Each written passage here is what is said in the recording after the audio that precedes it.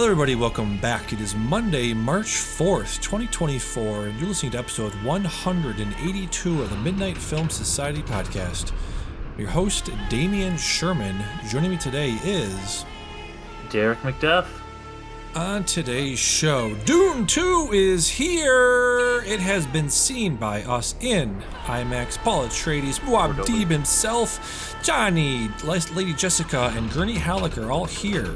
But first, we'll be going over movie and TV news, what we've been watching, including True Detective, Night Country, The Taste of Things, Shōgun, and finish up with our Letterboxd assignments.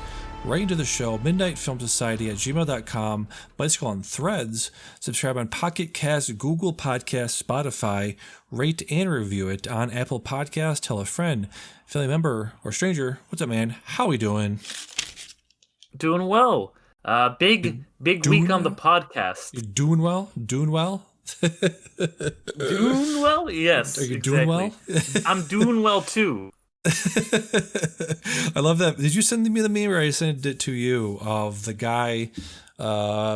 What's his? I forget the actor's name, but it was the part in Office Space where the guy's like, here's what I would do $1 million.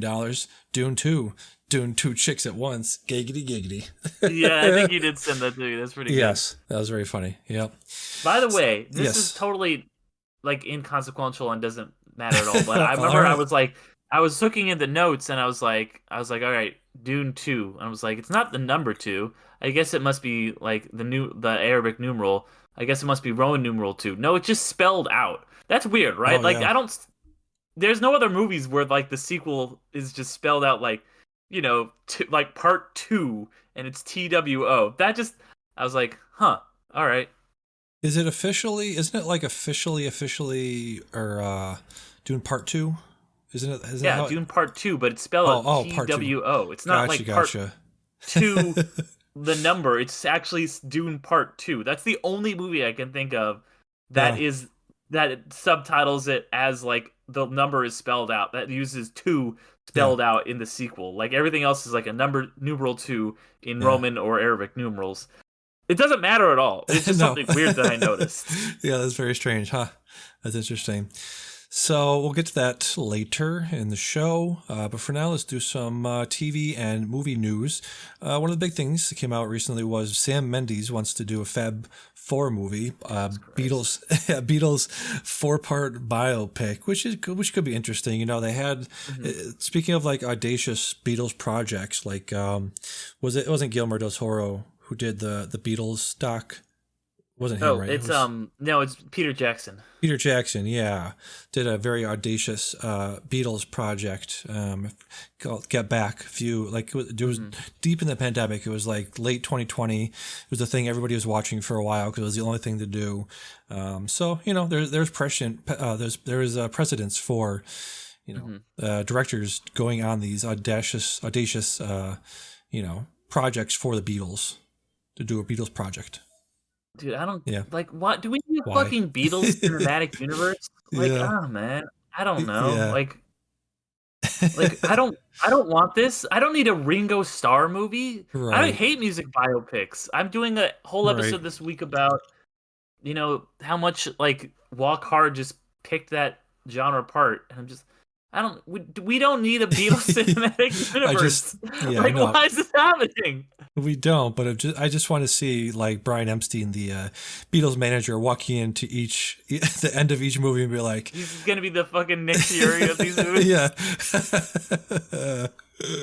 All right. Amazing. You want to hear Yes. You want to hear fan casting? Sure. All right? Yes. This is my fan cast, right? This is who I want to get to play George Harrison. I think you get Chris Hemsworth, right? Yes. To play and you need big names, right? So these are some of the big Hollywood hitters. To play John, I think you go with Captain America himself. You get Chris Evans. Yep. Who do you get to play what I said John and Brady. Then you got to have Paul, yep. Right? So you get Chris Pine, and then for Ringo you round it out with Chris Pratt. I think that's the way to do it. Yeah, I just want to see Austin. Austin Butler being one of them. Did you even get the joke that I was doing right there? The Avengers, yes. No, the all four Chris's. The four Chris's. Yes. Gotcha. Yes. Very good. Chris Pine is not in the Avengers. I just want to see Austin Butler be one of them and be stuck with a fucking Liverpool accent for the next 3 years. That's all I want to see. God. He's so weird. Like all of those like weird TikTok advertisements for the press tour, which is like it's just a fucking weird, head on a hat. It's a weird advertisement for an advertisement. But they always do like these like quick, like what would you think, do the thing, and you hear Timmy but they all normal and say words or whatever, and then Austin always got to come up like some weird guy with his straw and he's in the background. How would you do this? I'll do this thing, that gravel, that stupid fucking Elvis gravel thing that he does now is just so out of place, and it's so just like it's just a turd in a punch bowl every time you see this guy walking around. It's just like, dude, give it up, please. All right. So strange. It really is so bizarre. No, it's weird. It is weird. Yeah. So there's that. Mickey 17 has been postponed to 2025. Bong Joon-ho's follow-up to the Oscar winner Parasite won't be seen until at least 2025 because of David Zaslav and his bullshit machine. The machine is eating up another one. It's just so fucking stupid. I really want to know like what's going on with this thing. It's like you got an auteur director, you've got an amazing track record with this guy. You've got Robert Pattinson in here. Apparently you have Stephen Yeun, Naomi Aki, Toni Collette, and Mark Ruffalo. So it's not like, it doesn't seem like it's a passion project, or it doesn't seem like a weird out there.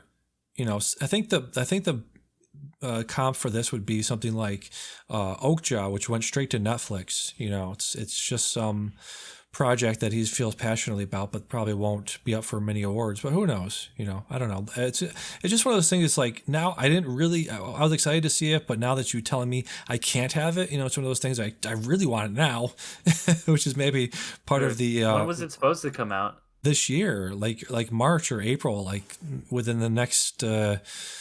Well, yeah, obviously this year. If it's got delayed till January 2025, I assumed it was this year.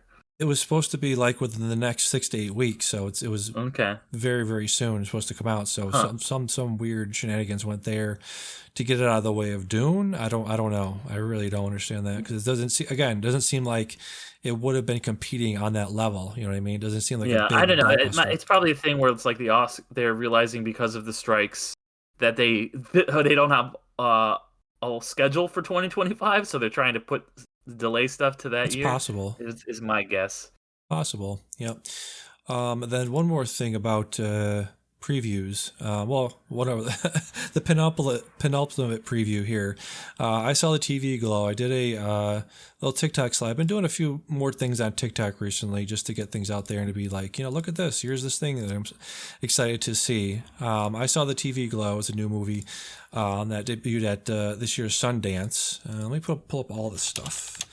So the TV glow. This is from the same director of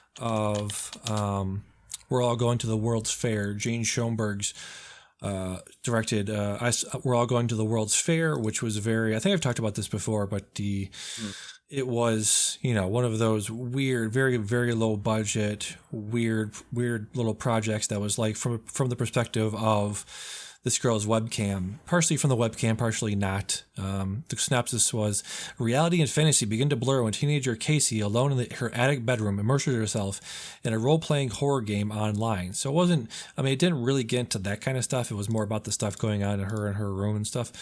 But I really enjoyed that. So I saw the TV glow, which I put on.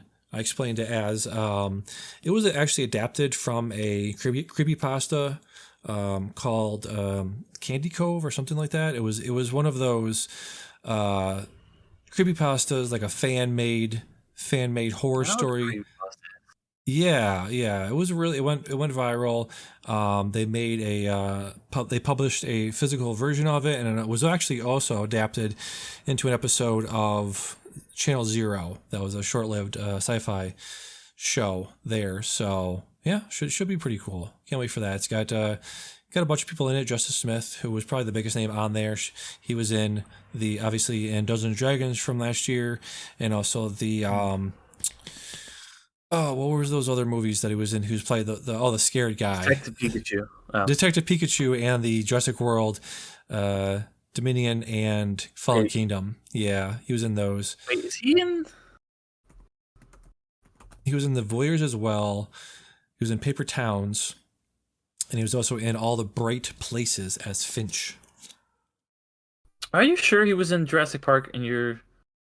Yeah, I specifically remember. I remember the famous character in Jurassic World. Sorry, not Jurassic Park. Jurassic World. Jurassic World: Fallen Kingdom as Franklin Webb, the famous Franklin Webb from the Jurassic World series. Yeah. Okay. Yes. So there's that. Yeah, look forward to that later this year. Yeah. Was he even in the? I guess he was in he was in for like a second in the. Probably was. The second or third Jurassic World. He was mostly in the second one, I guess. Yeah, just a quick cameo in the third one. Yep. Yeah. Then, moving on from that, we got Bill Skarsgard as Machine Gun Kelly in The New Crow. He's not literally that, but he is pretty much that. If you've seen screenshots from it, it looks very much like there's the one picture deranged, like the stapled deranged on his forehead. It's like the same thing as when we first got the pictures for Jared Leto and the Joker. Exactly. And we all saw how that turned out. So. Yep, not good. Spoiler alert, yeah. Not good. So not looking forward to that. So thank you. Thanks, Mr. Bill Skarsgård, for that. And then one more thing, we got Paramount and Peacock in a possible merger, which led to, just a rampant, again, just weird, internet being weird about like, what are they going to call it? Paracock, Mount Cock, P-Mount Cock, Paracock.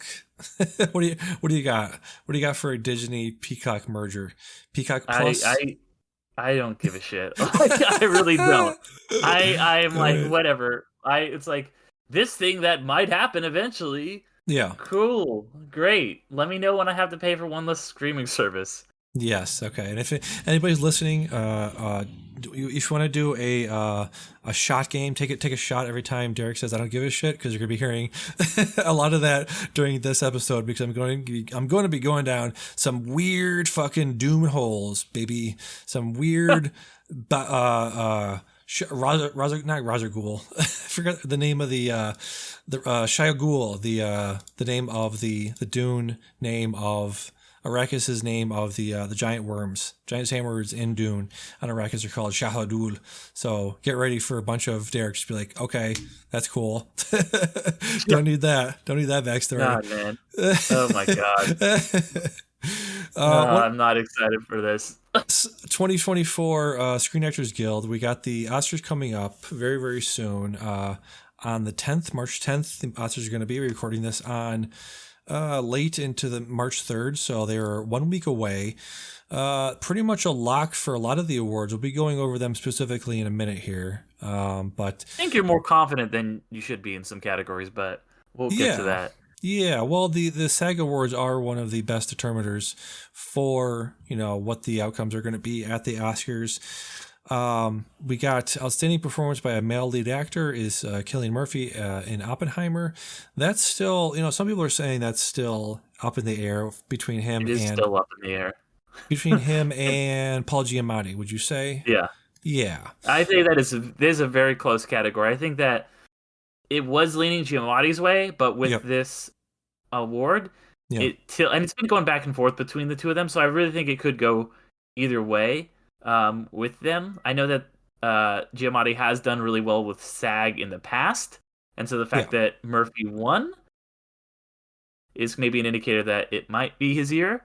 I think this is one. I think with the acting, there's two categories that are really close, and there's two categories that are like, why? Like it's like no, this is, and it's interesting because like one's a support, like it's divvied up by the two like gendered ones, and then the two supporting, and there's one from each for supporting and leading in each one. So interesting to see, how that goes. But I do think this is it's going to be a pretty tight race down to the wire here. Between them, yeah, between the male leads there. Performance by a female lead actor, female actor in a leading role. Lily Gladstone picked that one up. That's pretty much a lock. I don't know. Again, it's between her. It's not a lock at all. And You Emma keep Stone. saying that. It's not a lock at all. It's kind of a lock. It's a type. It's not a lock. What's Las Vegas say? Vegas odds. Oscars. See here, 2024. You just want it to be a thing. Like she's I think it's close. I think it's probably a 50-50, but I don't know if you understand how odds work, but that's not a lock. That's not a lock. Lily Gladstone is minus 162. Emma Stone is plus 120. So yeah, very close. Very, very close. See? But if I'm just saying, going by SAG nominations, SAG wins historically have given it to the person that would go on to win at the Oscars. That's all I'm saying. So she's favored, but that's far from a lock. Slightly favored. We'll talk about some locks in a second. So let's talk about some supporting actors. Supporting male actor in a supporting role. We got Robert Downey Jr. one there. So would you say it's pretty much? This is the lockiest lock in the history of locks. Or is the next one? Or is the next one the most lockiest lock? Yeah, these are the two. Okay, I said both supporting. I mixed it up. Yeah, but it's the two supporting ones. Gotcha. Yes. That are the locks. Like the leading actor categories, tough to call. The support, it's like it's like this is something where if you bet $5, you would win $5.01 because there's no way like Downey doesn't win this. It's like it's A, it's a great performance. B, it's like a biopic. C, it's this really enigmatic like real person. Like it's this long standing, like he should have won years ago. Like he's got this great long resume. He's really, he's not somebody who's like the Academy hates. It's not like a Sylvester Stallone situation in Creed or anything like that, where it's just he has every single thing going for him. Like even before they as soon as Oppenheimer came out and people were like, yeah, he's good. It's like, yeah, he's gonna win. Like, there's no question about it. It's been clear since day one. Been prophesized. Yes. We have Divine. The other one we haven't talked about yet is Divine Joy Randolph in The Holdovers. I think if you go back and look, I think she's swept all of the stuff. She's won fucking everything, even like the non-major awards. She's fucking winning. It's crazy. Yes. Like she was she was not a lot going in, like Junior was, like Downey Jr. was, but like holy shit, she's cleaning up, like, and she's definitely gonna win. Like these two are like, this is like two of the most clearly defined Oscar races I've ever seen, where it's like, yeah, it's definitely going to home with these people. Yes.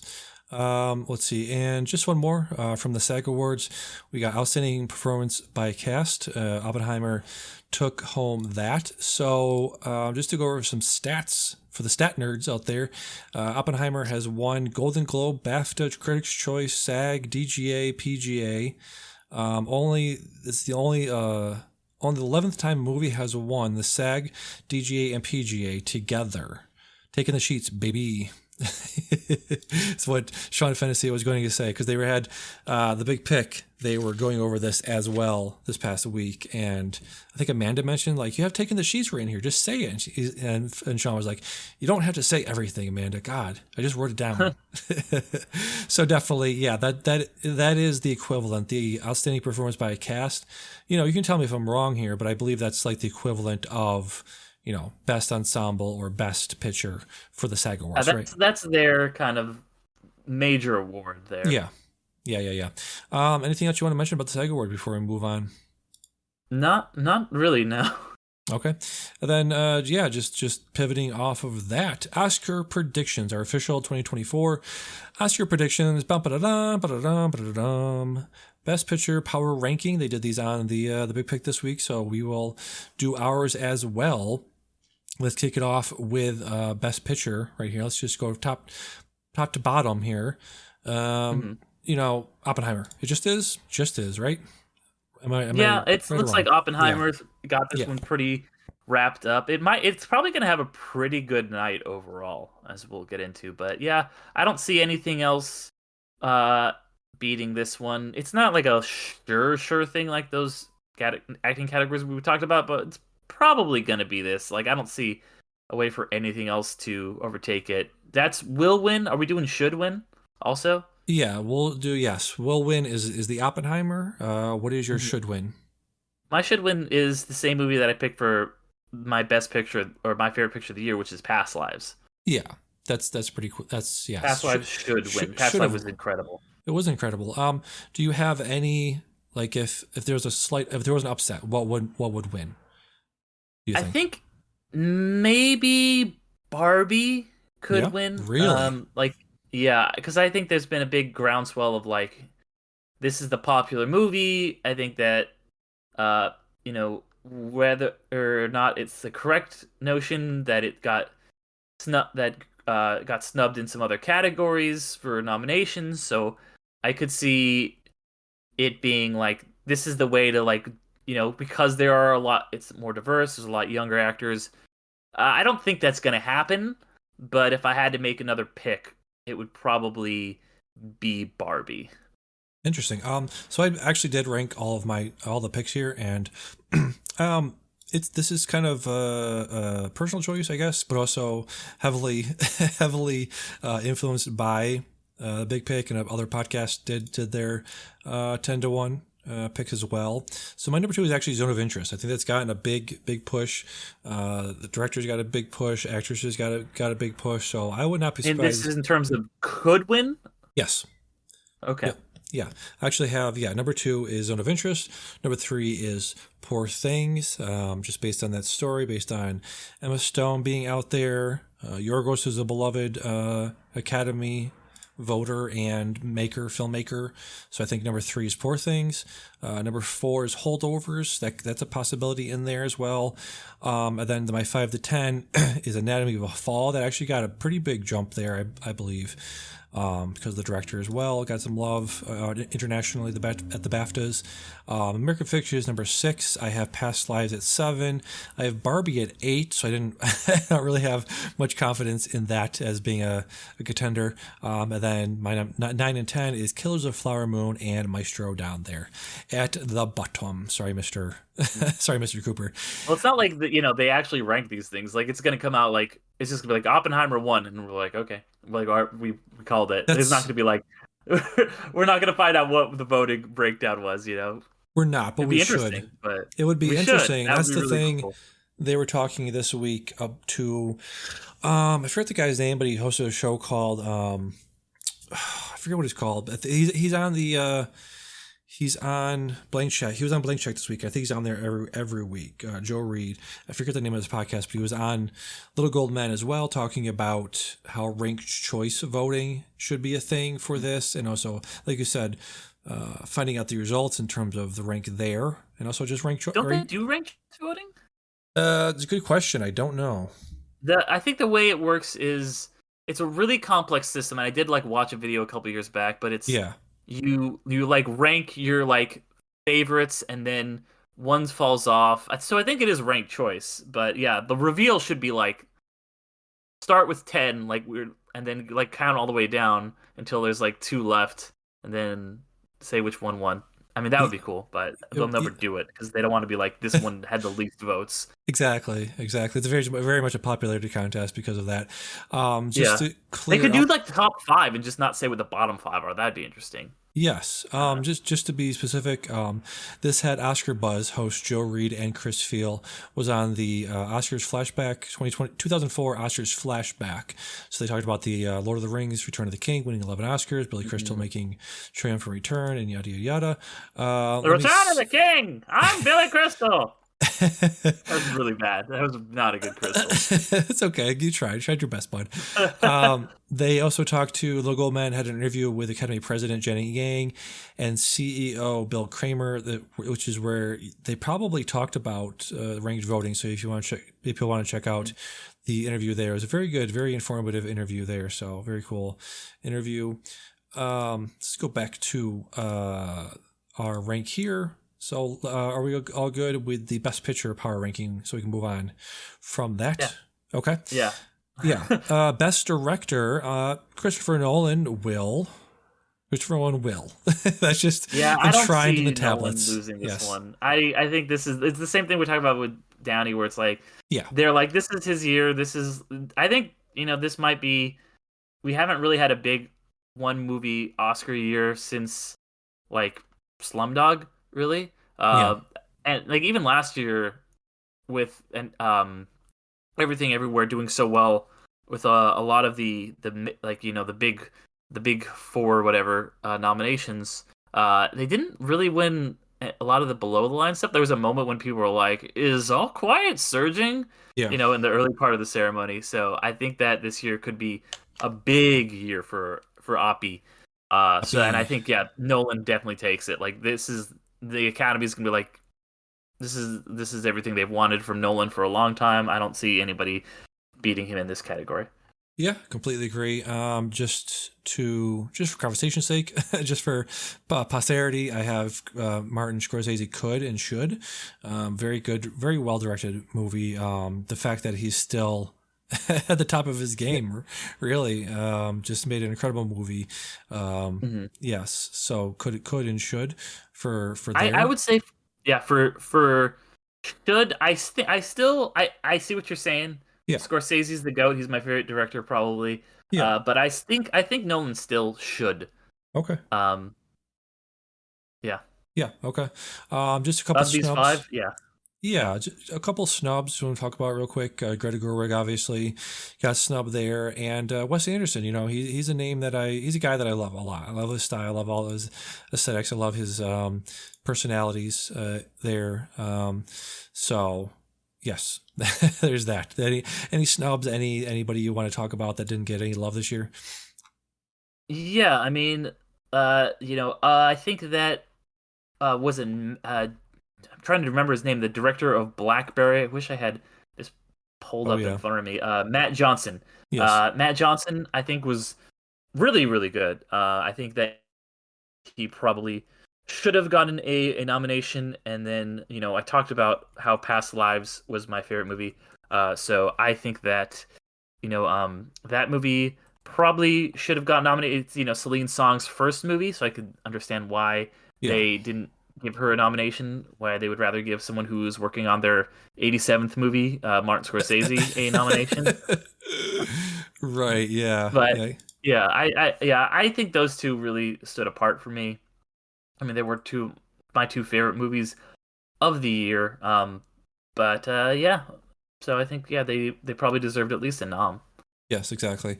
Let's go to Best Actor. So Cillian Murphy should and will. Yeah, I'm gonna put him in both those categories. What do you say? I'm gonna say it's like I said, it's a razor tight race between him and Giamatti. Yeah. I think that he still will win. But who do I think should win? It's tough. These are all really good performances. Honestly, I would be okay with giving it to either of them or to Jeffrey Wright. Like, I think Jeffrey Wright is really, really incredible in American Fiction. That's a movie that I liked, but I didn't love. I think that the performances in that are the best thing about it. Let's give it to Cillian Murphy. He deserves it.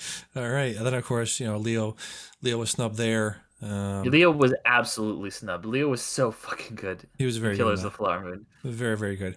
Best Actress, Lily Gladstone probably will. Emma Stone, like you said before, very, very close. But yeah. Yeah, I think Emma Stone's gonna win this. I think it's so close, and I think that the Academy likes to, and the thing is, like, I really like both these performances. Yep. I think that should Lily Gladstone. Yeah. And I'm a huge Emma Stone stan. I think she's like probably the greatest actress of our generation. And she's doing incredible work in this. But I think that Lily Gladstone is really good in this. And Greta Lee isn't nominated, so Yeah, this is just such a tough year. This like category is absolutely stacked. Like I get why people were mad that Margot Robbie didn't get nominated, but I'm like, look at who's not like this category. It's the toughest year I've seen in the acting category, and I think Emma Stone just is the kind of performance that the Academy usually recognizes. So I think she's gonna win it. Yeah, it's a very interesting matchup because it's maximum versus minimalism. Yeah, Lily yeah. Gladstone doing not to the untrained eye, not doing much, but doing a lot by not doing much. You know what I mean?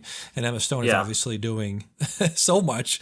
This evolution from this pigeon-toed toddler walk and this just bizarre out there performance where she's just making these faces and these sounds, doing all this, doing furious jumping, and just so far out there. It'll be very interesting to know and to hear some of these conversations and hear about some of these thought processes of the voters of just like, did you prefer one over the other? Did you appreciate one over the other? Did you what was it that made you vote one way or another? Because it is such like one is such a quote unquote traditional performance, and one is like one reason I think Lily will win is just because of the sheer amount of I don't know, I'm going to probably contradict myself here, but I feel like they have a large voting body now, the largest voting body we've ever had,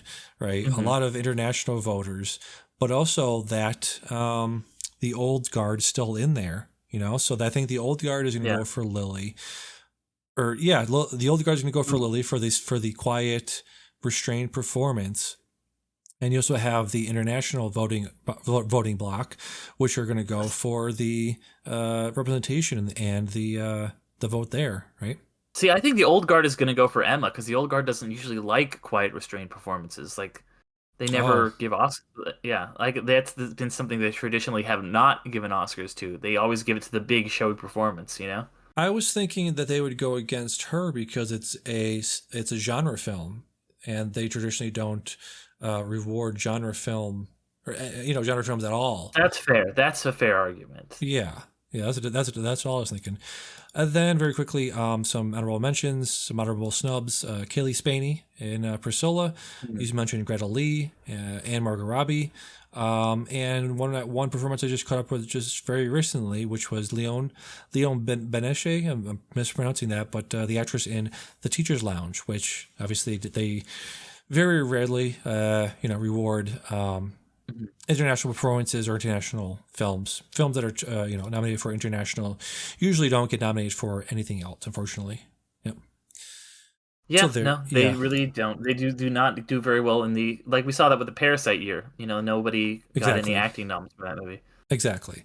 Moving on to Best Supporting Actor, it's Robert Downey Jr. Moving on. It just is. Will and... he's going to win it. Yeah. Will is easy, but like this is a category that is so. And besides, wait, like I know you just like just kind of moved on from Best Actress. You did. I just want to mention the snubs for May December. I think both Natalie Portman. Right, yes.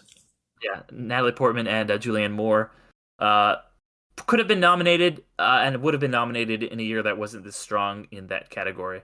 But then, so that's just like a really tough category this year. And then this also a tough category is Best Supporting Actor. Like we said, this is RDJ's year, but you could make an argument for any of these guys, right? Like Gosling as Ken is so good. Like he's doing the funniest performance I've ever seen. Like it's so funny and subtle and hilarious and over the top. It's sometimes when it's not subtle and you really care about him and you see him go on this arc and he's just ridiculous. And then Ruffalo is doing a great supporting role, is just being this buffoon. RDJ, of course, is RDJ. De Niro is doing some of the best work in his long, illustrious career. And then Sterling K. Brown in American Fiction. I already talked about how much I love Jeffrey Wright. I think Sterling K. Brown is even better.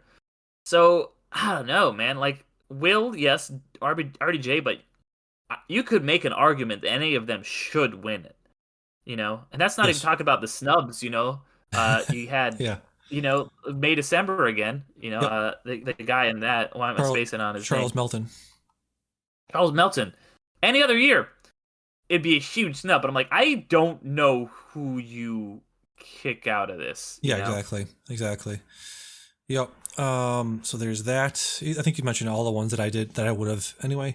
Best Supporting Actress, Divine Joy Randolph. Yeah, should and will. Yep, absolutely. I'm not sure like any second place person could usurp that. I don't know if you have any theories. Excuse me. Nobody. Right. Yeah, no, I think she's got it. I don't. This is this is the flip side of the category. I think this is like a the right one. Best Actress was really strong. Best Supporting Actor was really strong. Best Supporting Actress is not a super strong category, which is why I think that America Ferrera was able to get in and Margot Robbie wasn't, because I think that Margot Robbie was the better performer in that movie, but she was just in a tighter race, Exactly. Yep. Just some quick snubs just for the category itself for the nominations. Emily Blunt was left off of there. Unfortunately, no, she wasn't. She's in Best Supporting Actress. Oh, sorry, I was looking at the wrong one. Where is it? Oh, because I said Emily Blunt maybe was the only one that could possibly sneak in there.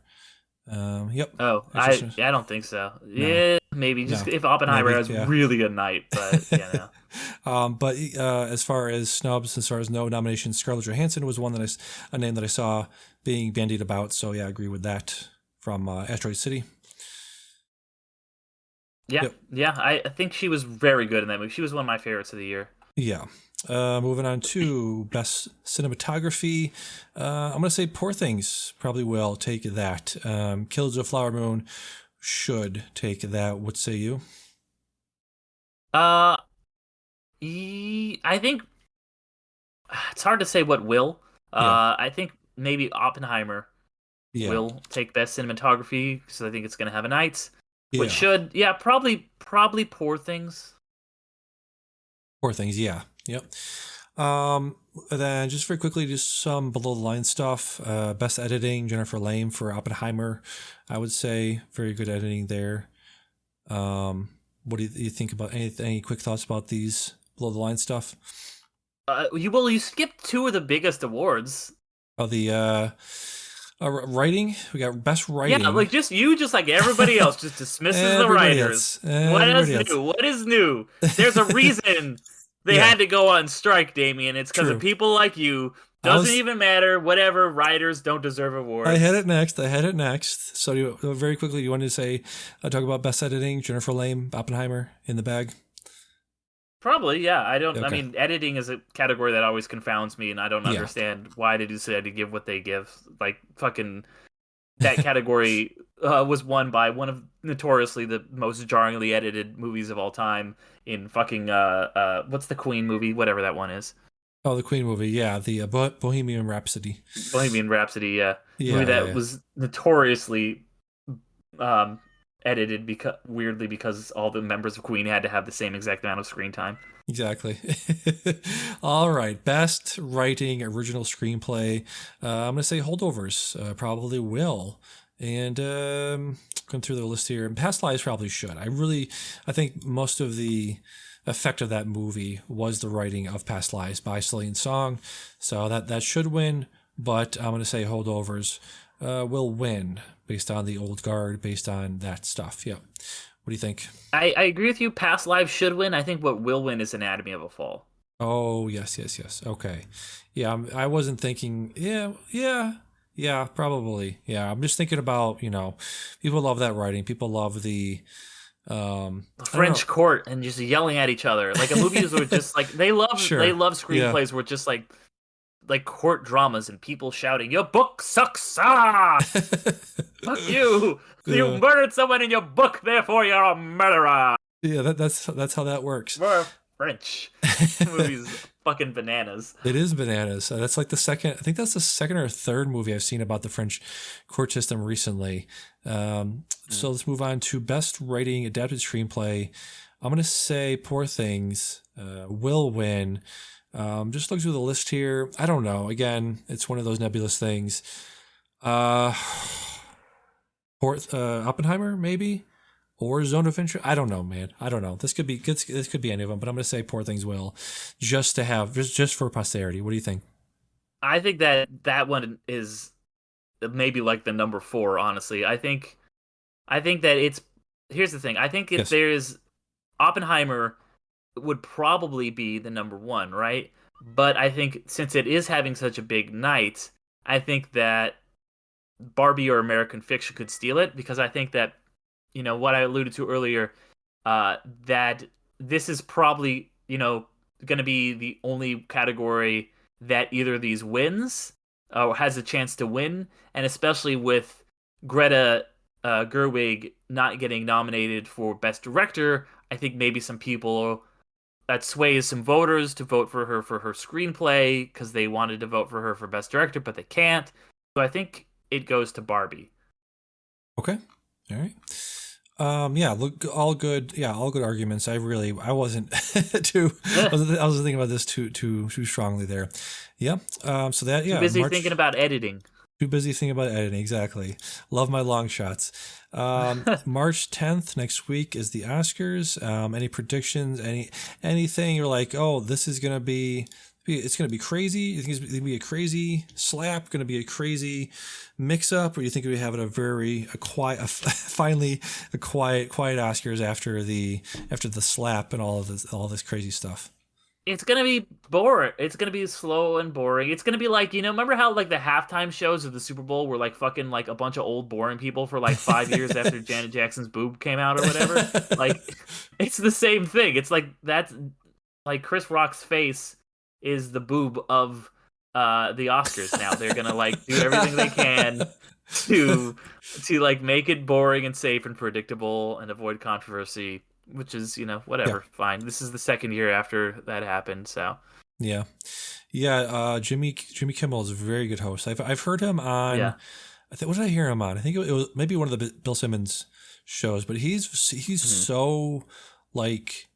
What's the word? Like he just says the right thing. He's so not like a politician, but just says like down the middle. Yeah, it's pretty good. I think this guy's a pretty good actor. Yeah, the show should be pretty good. I'm pretty excited about doing it. Yeah, I'm kind of worried about this or that, but should be a fun time. Just very amenable is the word I was trying to think of. Just one of the perfect host for that type of program, and doesn't seem like the type of guy that focuses on, because I think a lot of people don't like hosting the show because of the backlash. No matter what happens, somebody's always going to get pissed about something, that they didn't move the show along fast enough, or they cut somebody off when they shouldn't have. So it seems like the type of job that somebody would not want just for the sake of just for the reasons that I just stated. They don't want to be mired in controversy for weeks and weeks after the show, right? Yeah, and thing is, like, you think of the Oscars, you think of like their controversies, especially like arguably the 2 biggest controversies of all time, at least in our recent memory, happened while Kimmel was hosting, and he handled both of them like a fucking champ. Yeah, like both the slap and Moonlight wins Best Picture. He was the host for both of them, and handled that insanity both times. So I think that it's they're like, in case anything does go down, it's good. He's a good guy to have around. Exactly. Like, can you what would happen if James Franco and Anne Hathaway were hosting when the slap happened? That'd have been rough. Yeah, it would have been rough. Jesus. Yeah. All right. So good luck to all the nominated people there. Moving on to what we've been watching. A bunch of stuff in my diary. A bunch of stuff I put on TikTok. Bunch of reviews I've done on Letterboxd and my Medium blog. So one of the things I did watch right after we recorded last time was The Taste of Things. You've also caught up with this one, right? Correct? Yeah. This is directed by Tran Hang Hung. It stars Juliette Binoche and Benoit Magimel. Apparently they were a couple. They were married for quite a long time. They have kids, at least. Yeah. Yes. I love this movie. I loved It makes for a great double feature with Perfect Days. I did this review and also did talked about Perfect Days because I think both those movies are about work. I think they're both about taking pride and passion in your work and doing your work with intensity, but also preciseness, and also about the details, and about taking time out to appreciate the details in your work. So very, very gorgeously shot movie, made you very hungry. One of the best movies about food porn, since some of the best food movies I've seen. I haven't seen a lot of the live action classics, but I've seen a lot of Ghibli movies. You go into a Ghibli movie and you're probably going to see at least 5 or 6 shots of ramen and food being prepared around ramen. So yeah, one of my favorite movies I've seen this year. How do you feel about it? I like this one. I liked it. I'm not like as hyped on it as you are, but I did really enjoy it. It was some really good food porn, like you said. Like it's like I feel like half this movie is just like the plot doesn't even really matter. It's just like watching this thing get cooked, and you're just kind of like, this is pretty cool. I like that it's like set in France in like the 1800s or whatever, and I think it's interesting. You talked about how this is like a thing about like having pride in your work, and I think it's about like having pride in creating something in not just like work, but like in like specifically work that like enhances the world in some way. And I think that there's a really interesting thing going on where he gets compared to like Napoleon, right? Yeah. By this other guy who and who this prince who he's like, oh well, I'm gonna host this guy and I'm gonna give him like this big course, and he like does this like fucking like 18-course meal that lasts like all day and night or whatever. And for him, that feels like, the reason he's like compares to Napoleon is like food is like an attack. You just gotta push and go, and like you make the great thing, and you win. And for him, though, Dondon is the name of the character, the chef. Yep. Like it's not that at all. It's food is poetry, right? He compares himself to this like ancient Chinese poet. Yeah. It's like when he makes something, like when he's like gotta make a course for the intern for he's making the menu for this prince. It's very light. It's like a couple things, It's not like an overwhelming assault. It's not a Napoleonic attack. It's a beautiful piece of art. And I'm gonna spoil a little bit of the movie here. When he's proposing to Juliette Binoche after so many years of like, hey, you want to get married? You want to get married? When he actually finally does propose, he makes this like the lightest, flakiest dessert that is so like intricate and beautiful and takes all this time to make, and it's just this little thing, and it's all crispy, and it's got like a golden ring hidden in it. It's not like here's like a fucking like borscht or something, It's like it was a very good movie. I liked it quite a bit. Yeah, and it's sort of in conversation with a lot of stuff I've been watching recently from Aki Kaurismäki, who does a lot of his movies are just observing people, and a lot of just like lets the camera sit back and just locks the camera down and has his actors and environment just be very specific, like lighting, very sort of like Wes Anderson, but not as symmetrical. But it reminded me of that. A lot of the movies I've been watching recently are just like about just exist in this environment. I'm going to take you through this environment. The director of this and the director of Perfect Days and Aki Kaurismäki are all the directors that are just like, it's not going to be plot heavy. It's not going to be story heavy. It's not going to be anything like that. It's just going to be about existing and being present in the moment. Is a lot of what I've been watching recently. Very sort of appreciate that quite a bit. Yeah. No, like, and you bring up. You brought up Miyazaki and Studio Ghibli earlier, and one thing that is very present in his movies, and it was very present in this movie, is those kind of empty spaces where not really a lot's happening. I think that it's no coincidence that both of those use food, because it's just like, here's just like a beautiful piece of food, whatever, but it can also be something like somebody putting on their shoes or whatever. And the term Miyazaki uses for that is ma, just these empty spaces, just like real life, seeping in. And there's so much ma in this movie. There's so many empty spaces where you just see food being cooked. You see this just like panning over a table of all this delicious stuff. And that is why I feel like, yeah, this, you use the term food porn because it's just like admiring this extravagant creation, which it does a really good job, but it also just kind of gives. It's like, wow, like you really appreciate all the like work and effort that went into this, as opposed to like something that where they just show them cooking and everything's the plot's being moved along, or even like I hate those videos where it's like, all right, we're gonna learn how to cook this, and they just speed up everything, and it's like, all right, cool, here's the final product. And this really takes the time to show you how important this is to these characters and how long they've been slaving over it, and the great intricate results of all that. Yeah, totally agree. Something you watched just recently, the brand new show on Hulu and FX is Shōgun. Sorry, Hiroki Sanada, Cosmo Jarvis, and Anna. My fucking Sawai. boy, Hiroki Sanada. Yeah, your boy. Dude, yes. he's like my favorite character actor. He's got the leading role in this. This show's fucking rips. It was already adapted into one of the most famous miniseries of all time in the 80s. It's based on the book of the same title. It's just this epic.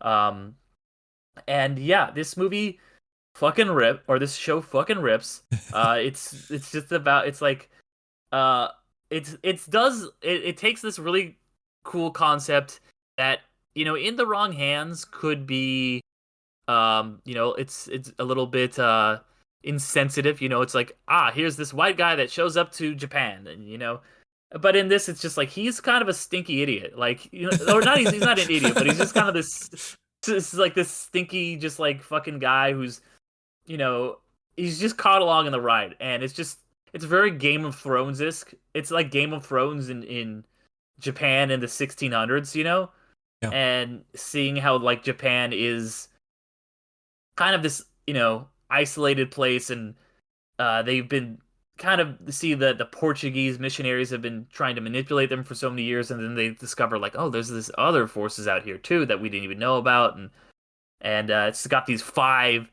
guys, and they're all kind of like jockeying for power. There's all these political things going into play, and it's like, okay, well, this fucking white dude over here just washed up on our shores. How can we use him? And he's kind of like, well, I'm important to these guys because of this, so maybe I could stay alive because of that. It's pretty fascinating. It's pretty cool. It's shot very interestingly. Like, it's shot with this lens that I have not really seen anything like it shot by. It's almost like gives it this impressionistic like watercolor thing. Where like anything, the background is kind of like blurry and like fisheyed a little bit. It's not a fisheye lens, but like it's close to one almost, and the backgrounds look like a painting almost, and even the foregrounds are like fuzzy and kind of have this just very like ethereal quality to all of it. Nice, very cool. Is like week to week, or are do they drop the whole thing? They're doing week to week, but they're dropping them in like batches of 2, at least for they dropped 2 in the first week, and then by the time this is out, 3 and 4 will be out. But it's not out at the time of recording yet. Gotcha. All right. So that's what you've been watching. Oh, let's say I noticed it's similar to, the sort of a white savory thing that we'll get to during our review of the week. Let's see. Go back to me. I've been watching. Let me talk about The Teacher's Lounge before I talk about the Best Picture marathon update. Because I finished all of the international best international feature films for the Oscars this week. Last one I had to check out was The Teacher's Lounge. Let me pull up all the stuff real quick. I mentioned the actress being in this was very, very good. So it's directed by a German director named Iker Katan.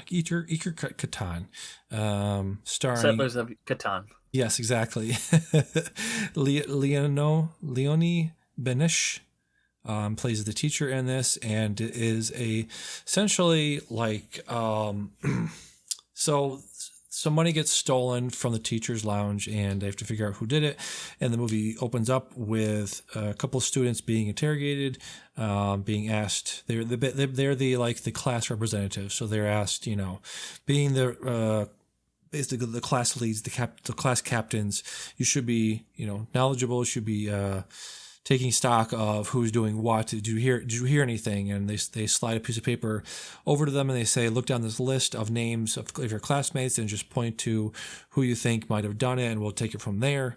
And they do that, and nothing really comes of it. So the main teacher in this movie called Carla, she puts her jacket on the back of a chair, and she puts her computer laptop in front of the chair and turns on the camera to record if anybody takes anything. She walks away, and she comes back, and money was taken, and she looks in the video, and she finds that she sees somebody's sleeve, and she figures, okay, I can see the sleeve. I'm gonna talk to the person who I know wears that shirt, and she does, and it very much snowballs from there. It's like a 90-minute thriller. It's a very, very taut thriller about it gets into like surveillance, because they get into her recording the woman, and it's like, well, you can't really do that in public without their knowledge, and so that's a legal liability there, and you just accused her and blah blah blah, and so she's probably going to sue us for that. And then the kid's son, the woman's son, also goes to that school, so the son gets very agitated and gets very aggressive because they're not telling him what's going on. So it's a very interesting story about just trying to get justice done very quickly, trying to cut through the bureaucracy of school politics and things like that, having good intentions to try to get that stuff just settled and done with, not have to go through that sort of process. But very, very interesting movie about that, all that stuff. So would highly recommend checking out the Teacher's Lounge. I don't know where it's available, but I think it's in theaters. Is it in theaters? Okay. Yeah. All right. It's playing right now. Is that what it is? Yeah. Gotcha. Okay. It's playing near you. I mean, yeah, movies come out here. Movies come out there. Well, that's nice. Must be nice. It is pretty nice. It is pretty nice. All right. You checked out another TV show, The Great. Mm-hmm. I just finished this up. This is something I've been watching for like a while. I think I might have brought it up a couple times on the show. Finally got around to watching the end of season 3. Have you watched any of The Great? I've not seen any of The Great. Nope. Okay, yeah. So people aren't aware, this is a highly, highly dramatized version of the reign of Catherine the Great, and this season was just as spectacular as all the others. Elle Fanning as Catherine the Great is phenomenal. She is so good. This is, of course, the kind of creation of Tony McNamara, who also was the writer of Poor Things. So if you're a fan of Poor Things, it's got that same kind of offbeat, quirky humor. Nicholas Hoult plays Catherine's husband, Peter. He is really good. He also plays Peter's double, which is interesting. You surprisingly really endeared to Peter, especially this season after he's just. You're like, you want to hate him, but you're also like, man, I get why you are the way you are. I understand why you're so fucked up and shitty. Like. He's I don't know. It's really, really good. It's an incredibly well written show. It's also great costume porn. Like it just looks good. Like seeing all these people in these like elegant Russian dresses and military uniforms and big hats from like the 1700s or whatever is really fucking cool to look at. Nice, yeah. It's like you said, Tony McNamara did it, so it's got that got that biting satire that you see in a lot of Yorgos Lanthimos films, right? Yeah, absolutely. It's very much like politics. How about those? How about that? Yeah. Yeah. All right. Very cool. You said that wrapped up. That was the last season. Third season was. Yeah, this was the last season, and I was watching. I was like, I get this. This was the ending. I'm curious though, because it does end. You're like, yeah, this is the ending. I understand, but it's like. One of those things, I don't think that they had planned on it ending in the third season, so it's just when did they know? When were they able to be okay, we're gonna have to wrap this up? Because I feel like the last couple episodes, you're like, all right, this is probably gearing towards the end of the show, but it would have been nice to see it continue on a little bit further, because their dynamic, just Elle Fanning and Nicholas Hoult playing off each other, their chemistry is so really fun and fascinating. So it's a shame that this one had to end, but yeah, it's over now, and the world's better for having it. Nice. Let's see. So let's before we get to the review of the week, just want to give an update of my Best Picture winning, Best Picture marathon. I'm up to 12. I've seen. I got over the big hump. The big hump being Gone with the Frickin' Wind, the 3.5 hour fucking epic. Got Vivian Lee it was directed by Mr. Victor Fleming, who also did Fleming. I did. I wonder if he did Wizard of Oz at the same time, because it came out the same year. So, the thing people always say about it is like it's dumb, it's long, it's racist, and yeah, I can't disagree with any of that stuff. One of the most popular reviews on Letterboxd, 1 star. Frankly, my dear, I can't fucking believe I wasted almost 4 hours of my life watching pro-Confederacy revisionist propaganda. Yeah, it's true. Yeah, it's true. Absolutely correct. It's so it's not like what was the Birth of a Nation? It has. I've never seen Birth of a Nation. I probably never will. But I from what I've heard of it, I don't know. It just seems like Gone with the Wind, has a storyline, has actors, has things in it to appreciate about it. The clothing, the production design. It has these moments of when you're going through these movies. Let me back up a little bit. When you go through these movies from the early 30s and the mid 30s, it's just one after the other of like, oh, that's obviously just a shitty backlot, just a backlot, and there's nothing there. They didn't film a location. There was none of that stuff. At least Gone with the Wind has that going for it. It has interesting, it has different environments. I think they had the part where they had Sherman's March, and they had Atlanta burning down, and they had Clark Gable's Rhett Butler taking Scarlett O'Hara out of there on his horse. And it's like, okay, you actually did that. As you're actually running down a street with mud, and you have actual extras and horses and fire and a lot of stuff actually happening there.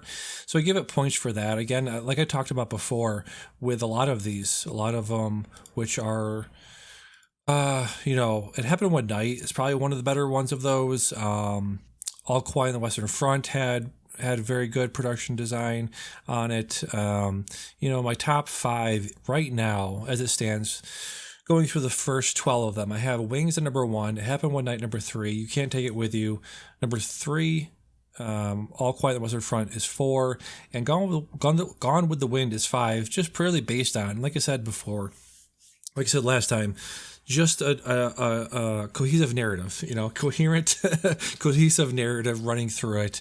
So yeah, it's not, if you don't want to watch it just based on the fact that it is, like the reviewer said, pro-Confederacy propaganda. It is very sympathetic to the South's disposition of like, these goddamn Yankees are trying to tell us what we can do with these owning with the people. It's like the South was this glorious idea that could never really be for long, and it's gone now. And watch out for the North, because they'll get you. Like, fucking. Just this movie takes place a few days or a few weeks before the Civil War starts. So it's a lot of stuffy old men in rooms talking about how, well, we'll never bow to the North, and the North can't defeat us because we have the best, army, blah, blah, blah. And it's like, what is his name? Rhett Butler, like I said in my review, is very much the scoundrel, the Han Solo scoundrel of like, he literally has lines in here of, I don't care about the North or the South or any sides. The only side I'm on is the side of Rhett Butler. And as long as I can make money doing what I'm doing, I'll continue doing it. It's like, all right, well, that's pretty much the most moralizing of this film gets is like, we're not for the South or the North. We're just for people. No, you're for the South. You are from the perspective of the South. So don't try to pretend you're not. Just to complete this project I'm doing. I'm glad I finally got over the hump. I'm glad I finally saw it, but would not recommend if you're not doing that. Yeah. Yeah. It's boring and racist. Here's my opinion on this movie. Other than the fact that it's boring and racist, which you really went over very well. I think, possibly controversial opinion, I think this movie should end at the halfway point. I think this movie should end at the intermission. Because I remember when I was watching this movie, and like I was like, I was like, whatever, like it's fucking the South propaganda, and like there's a lot of not great stuff in it. Like then that like the fucking burning of Atlanta, and I was like, holy shit, this is fucking incredible. Yeah. Like this is a fucking movie, Yeah. They don't make shit like this anymore. And then that happens, and it's this big, and then the whole second half of the movie fucking is just all of the characters going in circles. Yeah. Like nothing happens. Like it's just Vivian Lee's fucking husbands just keep dying in more ridiculous and tragic ways, and then they get married, and then her fucking kid falls off the horse, and it's just like, and then Rhett leaves again. I'm just like, and it just ends with her like at the fucking same place she was in the middle of the movie. Just have her give that speech about not whatever, like say hey, I'm like, no, I don't give a damn. Like have that just transport the last fucking minute of the movie onto the intermission, and just don't even do the repetitive ass 2 hours, which by the way, that's where most of the racist shit is anyway. Yeah. Like there's definitely racist shit in the first half, but like in the second half they're like, well, we won the war, but you still work for us, but now you get paid a little bit. Isn't that great? Yes, we love it here. Like yeah. Yeah, they were talking. Yeah, the second half was her. Like, just watch the first half. Yeah, she owns like a lumber mill, and I forget what they were talking about. Like, I think not her husband, the guy she was pining at for the whole movie, Ashley Wilkes, actually owns the lumber mill. To fuck her cousin. Yes, well, they all do. Her South. Ashley, the guy she wants to marry or wanted to marry, owns a lumber mill, and he's like, well, why don't you just hire some convicts or prisoners? It's like, well, you will eventually. That will be a thing, come about 100 years later, which is why they put that into the Constitution, where you can have, no slavery except if you're arrested. So, yeah. Anyways, that's enough about that.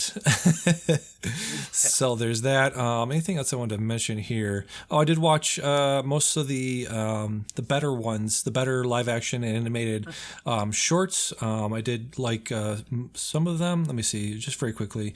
Wonderful Story of Henry Sugar will just win that award just because it's the most. It's fucking great. I love that short. I watched it when it first came out on Netflix. Yes. I watched 95 Senses and the animated short 95 Senses. I think, was that actually, yeah, that was the only one of that I could find. I watched, so Rustin and Alconde is the only ones I have left that I haven't seen for the above the line stuff. But as far as, I thought I watched an animated, animated one that was nominated that I had got to see was called, what was the one? Have you seen all of the animated ones, by the way? No, I have not. Not the shorts. Not the shorts. Oh, okay. But you have seen the animated movies. I think maybe I'm missing one of them, but yeah. Robot Dreams is the one that I had left to see. And that was the one I haven't seen. I found a copy of it, and it was fine. It was fine. I did check out 20 Days of Maripol right before we hopped on the mics here. It's riveting. It's heartbreaking. It's all of that stuff. It's obviously about the Russian invasion into. They've been in Crimea since 2014, but it's the encroaching invasion into Mariupol, and just awful stuff. But I think the minimum people in the West, they are part of the West, but you know what I mean. People that are not part of that, that don't have any.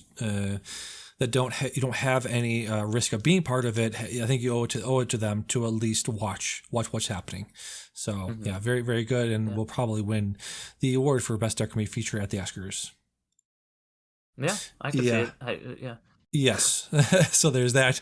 Madam Web you saw. Did you see this after we recorded last time? Yeah, you did, right? Yeah, just after. Yeah, give me your 30-second review. Madam Web, go. Movie fucking sucks. Movie sucks. All right, good. This movie makes Gone with the Wind look like what people think Gone with the Wind is. Did you at least laugh at it? You have a good time laughing at it. Laughed. It was so funny. I thought this was the funniest shit I've ever seen. I was cracking up. I was dying. Yeah. Nobody fucking... Dakota Johnson phones it in so fucking hard in this movie. The only person who's good at all is Adam Scott and Anna Roberts, but she doesn't have a lot to do. It's ridiculous, this movie. This movie is an exercise in, like, what movie does no one want to make that we're only making because we have the rights to this thing that is tangentially related to something popular. It's a fucking Spider-Man movie without Spider-Man. I guess it's the first Sony Spider-Man movie to technically have Spider-Man in it. Spoiler, he's a fucking baby. And it's a movie about people who will eventually be superheroes. It's a superhero movie that is about people who will one day be superheroes but are not yet in this movie. Yes, exactly. Yeah, it harkens back to the worst period of superhero movies and blockbusters in general, because they're doing on Blank Check right now for the Patreon feed. They're doing the Terminator movies, and they just got to Terminator Salvation, and that came out in 2009 when all of these studios were desperately trying to get their own universe going. I think the Dark Universe might have had a start there, or a false start there. But yeah, this harkens back to the X-Men movie. Not the X-Men movies, because some of those were good, but you know what I mean. A lot of those movies back then. I don't like a lot of those movies. I don't like a lot of the X-Men movies, to be honest. It harkens back to those movies because they were talking about... Like Daredevil and... Yeah, well, not really Daredevil. I'm more speaking to the ones like the Terminator, like Terminator Salvation, because they talked about... I actually like Terminator Salvation. I think Daredevil's kind of a piece of shit movie that Ben Affleck won. Well, the thing about Madam Web and Terminator Salvation that they both have in common is they were both false starts of a franchise, because I forgot. Yeah, Terminator Salvation was supposed to start like a new trilogy of Terminator movies, I guess, but like this is like a cinematic universe. Like I guess they were supposed to be like, here's gonna be Madam Web 2. Sydney Sweeney's a superhero in this one, or whatever the fuck. Yeah, so. Yeah, it just goes back to all of those bad early to mid 2000s superhero movies that we had to slog through to get to the MCU. But yeah, not great. Not great, Sydney Sweeney. What are you doing here? I heard she was pretty good on SNL, but yeah, not great choice. Yeah, no. She's... No. I don't know. Maybe I need to see her in more stuff, but she's not been good in the things that I've watched her. And she seems really charismatic and awesome and a really cool, relatable person, but... God, she's just been bad in a couple of the things that I watched. Yes. So, with that, let's take a break. On the other side of the break, we will get to the review of the week. Muad'Dib, Paul Atreides, and Dune. And we'll see you then. Bye-bye. And we're back to review Denis Villeneuve's Dune Part 2. It's okay.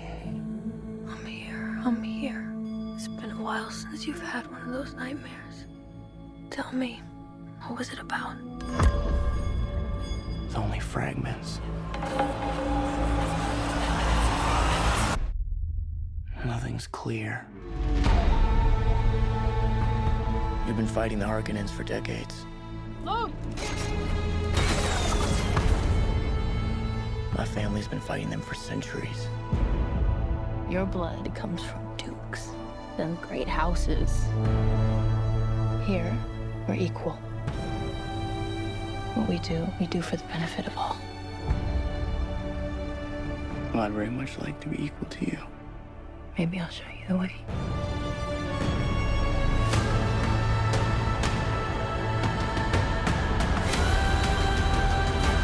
Deal with this prophet. Send assassins. Fade Rother. He's psychotic.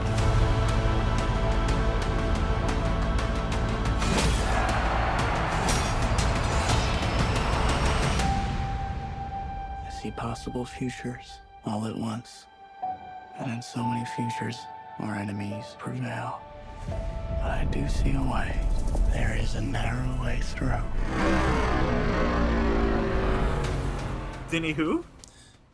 Denis Villeneuve. Denis Villeneuve. Mr. Denis Villeneuve's Dune Part 2 was my most anticipated film of this year. Well, it was last year, but then they had to move it, so it became my most anticipated movie of this year. 2 years in a row, it was your most anticipated. 2 years in a row, baby. My number one most anticipated movie. I read all six books, I should say. I reread the first book. I reread the ending of the first book to prepare myself for Dune Part 2. Derek, did you rewatch Dune Part 1 to prepare yourself for Dune Part 2? Kind of. I was editing and I had it on in the background, so I was kind of like half paying attention. You know, like how you are doing right now, playing some deep rock galactic shit while we're recording a podcast. Exactly. I have it paused in the background, my good sir. What kind of theater did you go to? Did you go to IMAX? You went to a Dolby, correct? I went to Dolby, yeah. And as I kind of snuck in earlier when you were like, we watched it in IMAX, and I was like, I saw it in Dolby. I don't know if you've seen this, but there's definitely been like a big push to watch this movie specifically in Dolby, and like there's definitely a push for it in IMAX as well. But I think that the way that people were pushing like Oppenheimer in 70mm IMAX, which is also a great way to see this movie, I'm sure. But there was like Dolby themselves making a big push to the point where before the movie, Denis Villeneuve even came out and said, hey, this is a really good way to watch this movie. When our sound mixer was mixing it, he was like mixing it specifically like with the capabilities of Dolby in mind. And I'm just a really big fan of Dolby in general. Whenever there's a big movie like this, I try to see it in a Dolby theater because I think that it is really the best you're going to be able to see. That's the best movie-going experience you're going to have is a Dolby because obviously the sound is better. Dolby is a sound company. They have insane speakers and surround sounds that come up from every direction that you can imagine. And when I saw this in the front row, it was like shake, like a sandworm would come in. It was like, oh, you could feel it, coming. That's like a given, right? But like even the picture, like every time a movie starts on like a Dolby screen, it's like this was black and this is black now, and like the color and the depth are so good. It's also on a big screen, and unless you're seeing something on a true IMAX, which there's like 30 of in the world, it's gonna be basically comparable to an IMAX screen size. So there's really no reason not to see a Dolby. I've actually gotten a chance to see some stuff recently, some older films on Dolby, and both of them are very sound-oriented. I saw Die Hard the end of last year around Christmas time, which was released specifically in Dolby's. That was really cool, hearing like the gunshots and everything. It was like I've never seen Die Hard before. It was so cool. And then just this past week, in the same way that they kind of did with the re-release for IMAX of Tenet, how they re-released IMAX to kind of boost this movie in. That wasn't the one I saw. That was the one really released in IMAXs to boost up the kind of see this movie in IMAX. They did the same thing with Dolby, but they released for something you might not expect, which is Les Mis, because that's not a movie that has like a lot of like there's battles in it, but it's not like a movie like Die Hard or Dune where like you're like thinking about like the crazy like sound effects. But it is a movie where like sound is very important. People are constantly singing. You have that like the soundtrack, the score, and like even the dialogue is all done musically in that film. So seeing that in the Dolby was really cool because that shows you a lot of the subtle stuff that the sound mix could do. And the sound mixes in this movie is really spectacular and it's really important. So, and even down to like the seats in Dolby, like they have contracts with AMC, who I think is their exclusive person who does the Dolby theaters, where it's like they have to be built in this way, not just with the surround sound speakers they have to put in all these locations, has to be the screen. Even like the seats that you sit in have to be of a certain specification in a Dolby theater. And I'm not paid by Dolby. I'm not paid by Dolby. I just want to make that clear. If they want to pay me, please do. But not quite yet. So, with all of that said, what kind of popcorn bucket did you get, and did you assault it? I did not get any popcorn bucket. I did not get the Dune fleshlight. bucket. Did you see fucking that thing where like it's just like all the stars are like talking about the bucket and just not Josh Hartnett, fucking Thanos, what's his name? Josh Brolin. Josh Brolin is just like, this fucking thing, man. Just put his hand in it. Yeah, he's a funny guy. I listened to like, I don't know, at least a dozen interviews by all the actors and Denis in here, and I watched Hans Zimmer talk about making the score, and yeah, Josh Brolin is extremely funny. Yeah, did you see that fucking that tweet that he did earlier this week? Yeah. God, that was incredible. Fucking one of the greatest tweets of all time. Or I guess it was like an Instagram post, but yeah. Yeah. With all that said, Derek, what did you think of Dune Part 2? I thought this was a good fucking movie. Like, hot take. Yeah. You know, this is pretty solid action, epic. This one, unlike the first one, had an ending. So I was a fan of that. Yeah, like, had a really good cast from the first one. Most of them came back, anybody who wasn't dead. And they added like some people, obviously you got the additions of Florence Pugh, you got Christopher Walken as the Emperor, you got Léa Seydoux coming over. But like the first one, which I think really examines these questions of like mythology and religion and kind of the storytelling tropes of like a chosen one and stuff like that. Not just for religion, but just in stories in general of like what it says about like that kind of, the very the hero's journey, the Joseph Campbell-esque, storytelling device, and how that it becomes like a self-fulfilling prophecy in a way to like, control the masses. I think that all really came to a head here. I think the really interesting stuff came at, with the relationship. And I'm, we're on full spoilers for Dune, right? Oh, yes. Yeah. Full spoilers for Dune Part 2 starting right now. So, the relationship between Paul and Zendaya, or Chani, I guess is her name in the film, is the most interesting thing about the film to me, because he keeps like trying to go against his destiny and stuff like that, and then at the end we see he fully embraces it, and because he doesn't want to be this lead. He's like, they should have one of their own leaders, all of this, and then he kind of ends up buying into his own hype, I guess, and you see that really when he's like, yeah, I've got to make this political marriage to the former emperor's daughter to solidify my power or whatever the fuck. And then he just kind of, like, they had already had their problems, but he really abandons Chani in that moment in a heartbreaking way. Yeah.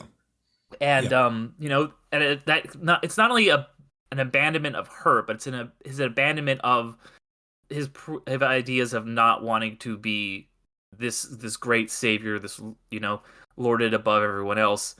And, because he says to her, I would want to be your equal. And that's when their relationship begins, is when he says that to her. And then he clearly at the end does not want to be her equal. And everyone is supposed to bow to him. And she's the only one who doesn't. She just, it's like, fuck this guy, and goes into the desert. As you do during a breakup, who hasn't been there? But yeah, like all this, and it's even their relationship. It's just like, how much of this was preordained, like, because there's that whole thing of like, she has this name, her like Dune name or whatever is the fucking prophecy, and it's like, well, okay, is she there because like, is the prophecy fulfilled because it was a prophecy, or was it prophecy fulfilled because he had visions of her? The only reason he had visions of her is because that she was going to fulfill the prophecy, and she was named this so she could fulfill the prophecy. It's like it becomes it's the Ouroboros, it's the thing that eats its own tail. It's the prophecy happens. I found all of that really fascinating and really interesting, in that it's not like, oh, you're the chosen one because it's been destined. It's because you're the chosen one because fucking the witches have been doing fucking genetics for fucking 80 generations or whatever, and this is all their grand scheme is all playing out and shit like that. I found all that really interesting. All right, you fucking nerdy. Well, technically, in the book, actually. No, I was just going to go off what you just said about the self-fulfilling prophecy. Paul even says it, and when Lady Jessica drinks the water of life and survives it, he says, no, Chani's right. This isn't a miracle. Yeah. She's been trained to do that by the Bene Gesserit. So, so are you all set with your introduction there? Yeah, go for it. Go overall off, thoughts. Go for off, it. Well, let me see. No. The self-fulfilling prophecy is very, very important here, because I think just like with the movie that's been going around a lot now is Starship Troopers because of Helldivers 2, and I think this movie and the subsequent movie, the Dune Messiah, is going to be a major, major litmus test for people's media literacy. I think this is a cautionary tale, and I think Denis Villeneuve has made changes from the book near the end of this movie to overemphasize that fact. I think that he, like you said, he tells Chani, I'm gonna be with you to my dying breath, right? But then, like you said, he marries Princess Aurelian right in front of her, right in front of everybody. Right after telling her he would love her forever. So it's not that he doesn't love her anymore. It's just that he's... Well, technically not forever, until his last breath, which he already had because he took the water of life, and he died. Right. So technically... No, he marries Princess Aurelian in front of everybody. So this is the first big change from the book. And I guess we'll just start at the end here. But in the book, he tells Chani everything. There's a couple things here they left out of the book, and I think Villeneuve did it because to like I said, to emphasize the fact that Paul Atreides is not the hero of Dune. He is I would say anti-hero.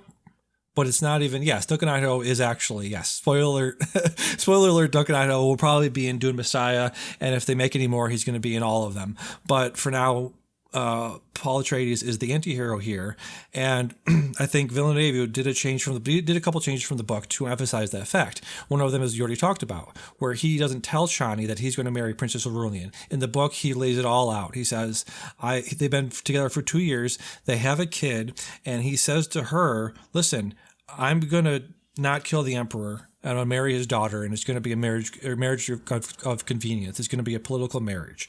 And Chani is not completely fine with it, but she says, okay, yes, I'm going to be your whatever concubine, and we'll have that. You're going to love me, you're going to fuck me, and you're just going to be married to her for power's sake, right? So there's that first big change from the book, and like you said, in the movie, he announces it in front of everybody, surprising even Chani, again, which rightfully, I want to emphasize, rightfully pisses her off. She should have left.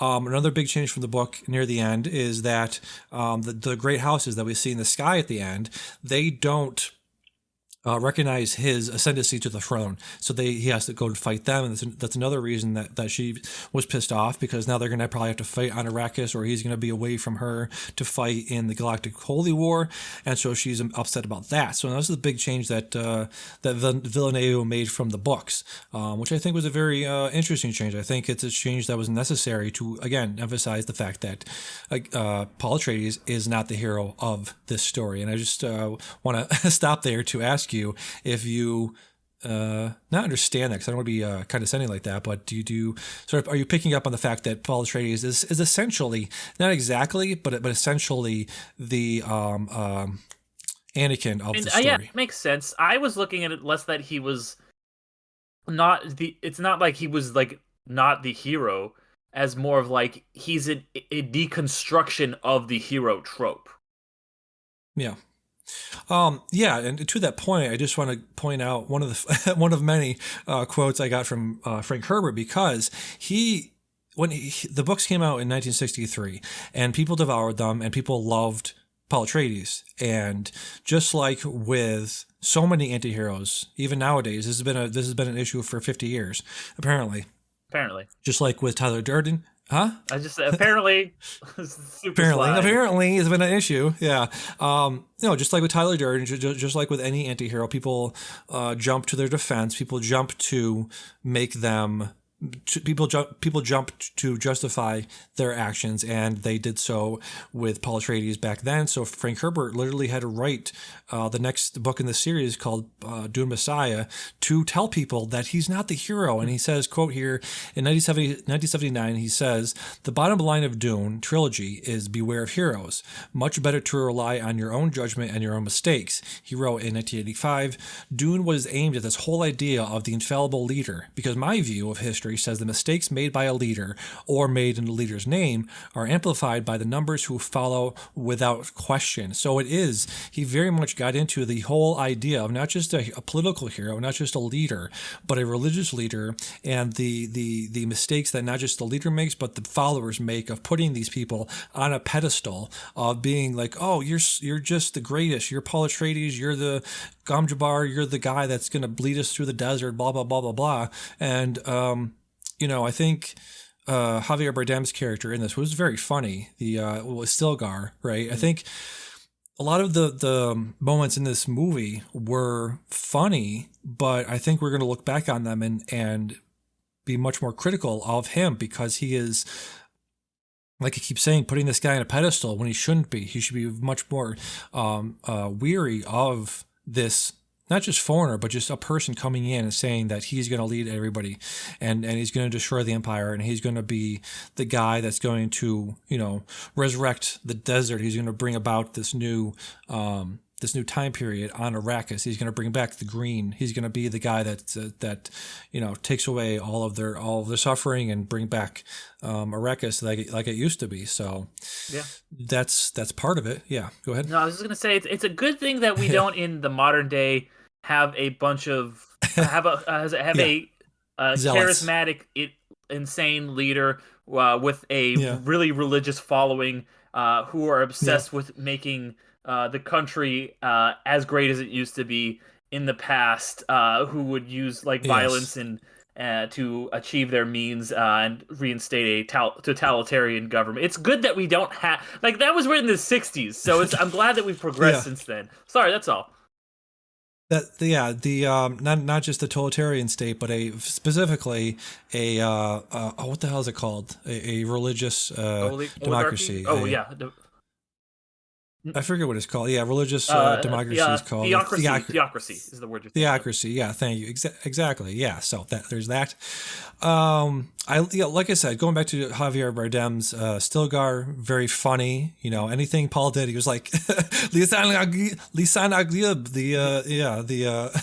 the guy who's like, see, he doesn't want it. The leader, our actual Messiah, he wouldn't want it. So everything he does is just leading him down this path, like you said, of it's a very, very self-fulfilling prophecy. Did your theater, or did you shake at or surprised at, even though it's a major part of the marketing here, again at the end when Reverend Mother is telling Paul to cut his shit, and Paul just finally shouts silence at the Reverend Mother. A bunch of people actually yelped out. It's like, what the fuck? This is in the marketing. Why are you acting like that? It kind of hit. It did hit in the theater. It was a good moment, and unlike a lot of, I think that maybe you might watch this trailer more than times than the average person. Yeah. So you might not have known that it was coming. But I don't really remember it from the marketing either. But yeah, it was a good moment. I think that the theater appreciated it.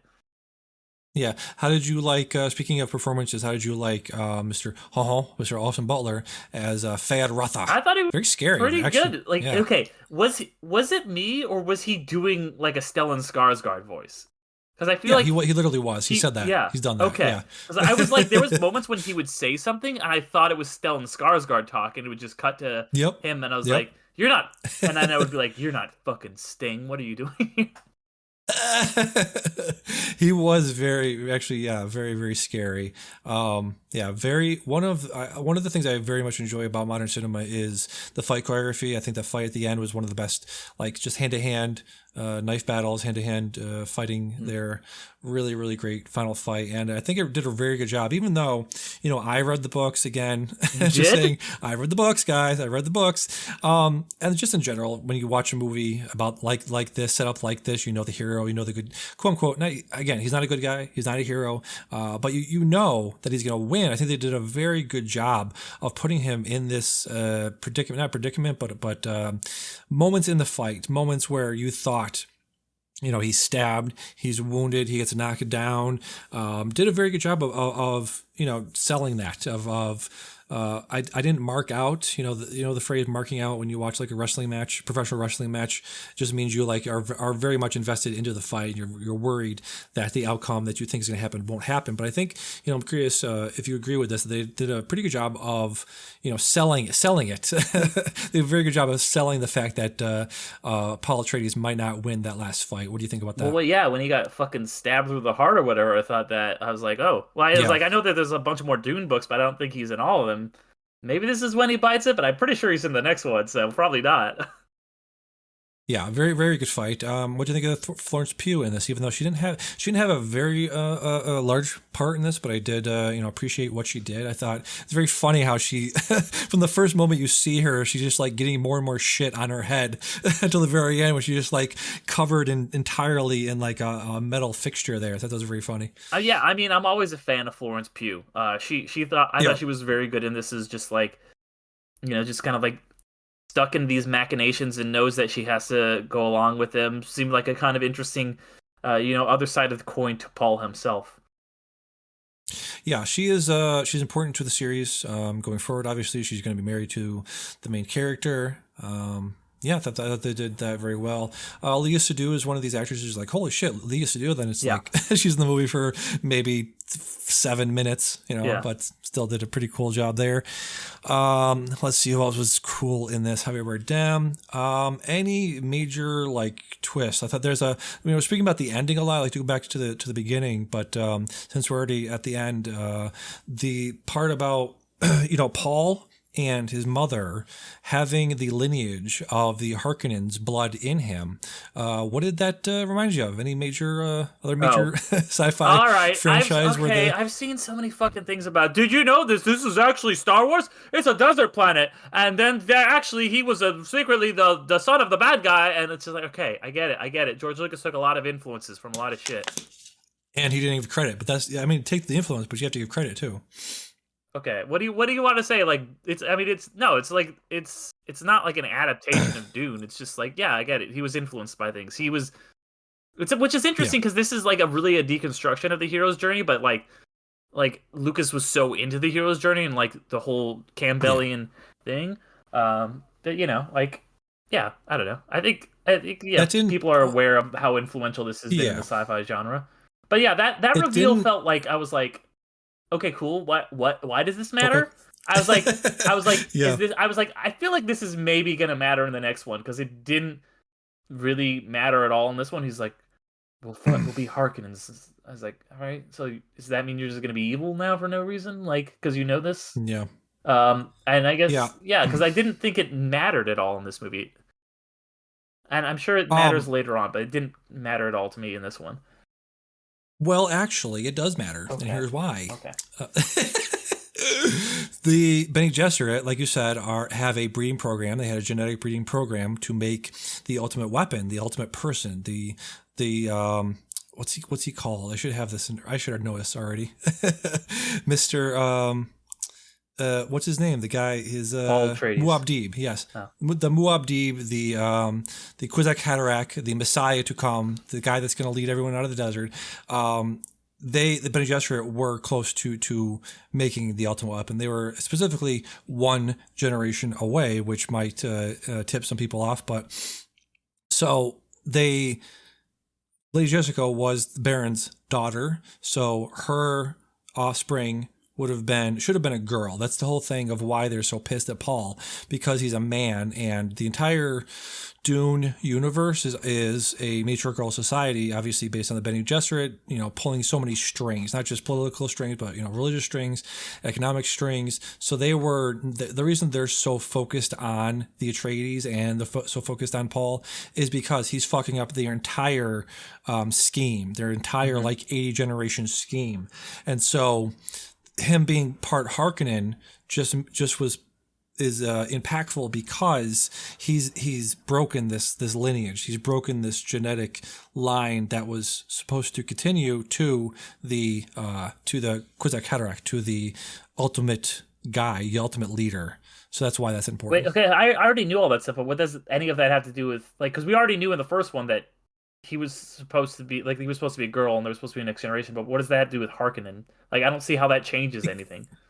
Because, like he said, he was talking to Chani, or maybe he was talking to, when he was doing that massive, inspiring speech at the end, he was saying that the Fremen have been fighting the Harkonnen for decades, right? But he says, the Atreides have been fighting the Harkonnen for centuries. So the families, the houses have been at war for centuries. So him and his mother being part Harkonnen means that they've been basically fighting themselves the entire time. Yeah. And that they've realized didn't feel like it that impacted anything that anyone did in the movie. But they realized how the machinations. They realized they've all been part of this whole scheme. You know what I'm saying? They're like, oh shit, we're all being puppeted. We're all being puppet mastered by the Bene Gesserit. They didn't know that. Okay, I thought that was clear. It just felt like a hat on a hat. Like they've been manipulated, sure. Yes. And it's like, okay. Well, they were also. I was like, okay, they got manipulated. And here's my question for you. Okay. And yes. This is a legitimate question because I don't know, but it felt to me like if that reveal doesn't happen, does anyone do anything differently at all? Does he do anything differently with the storming of the fucking Emperor ship or whatever? I don't think so. I think it plays out exactly the same. And if you have a different insight because you fucking know all. Yeah. Did my thesis on the Dune books? Yes, go ahead. Okay, because you brought up Star Wars, right? Not by name, but you clearly are alluding to it, right? The fact that Luke realizes that Vader is his father at the end of 4 changes how Luke acts in Episode 5. He, instead of trying to kill Darth Vader, tries to redeem him. So that changes the way that Luke acts and the way and Leia acts and all these different people act going forward, and it changes the ultimate outcome. Introducing the fact that he's a Harkonnen when there's not a lot of movie left, when you already seem like it is going the direction of they're going to take down the Emperor and stuff like that. That's already all clearly being set up in the first movie and the first 3/4 of this movie. I don't think it changes anything. Am I wrong? No, not mechanically. Not no, you're not wrong. That the outcome is probably the same. Here's what I'll say, that it's probably added an emotional dimension to it, is that think about, you are at war with these people that you think are your enemy the entire time. Now that you know that your grandfather knew that Lady Jessica is his daughter and he continued to be at war. There wasn't this moment where he thought, oh, this is my child, maybe I won't be a piece of shit to her anymore. The fact that he's still continuing this war on them, and that he had the opportunity to not be a fucking dickhead, right? Right. Specifically because that's his daughter.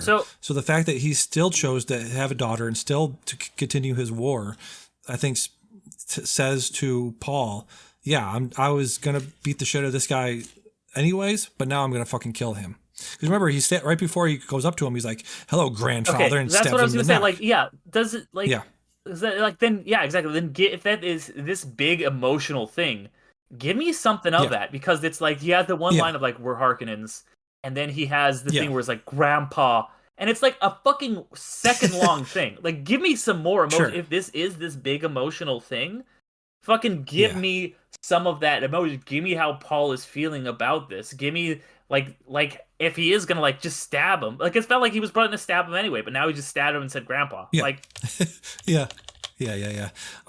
So I agree. Now so the thing is, listen, well, actually, the end of the book, the end of the book and the movie play out very similarly. The last like 100 pages is the last like 1/4 of this movie. There's a lot of very important plot points happening very, very quickly. And so just to that point, I will just mention, I don't know if people want to read the book and don't want to be spoiled. I don't know if you want to read the book and don't want to be spoiled, but yeah. I do just want to, you don't want to be spoiled, or you don't want to read the book? I don't want to be spoiled. I'm going to see the third one when it comes out.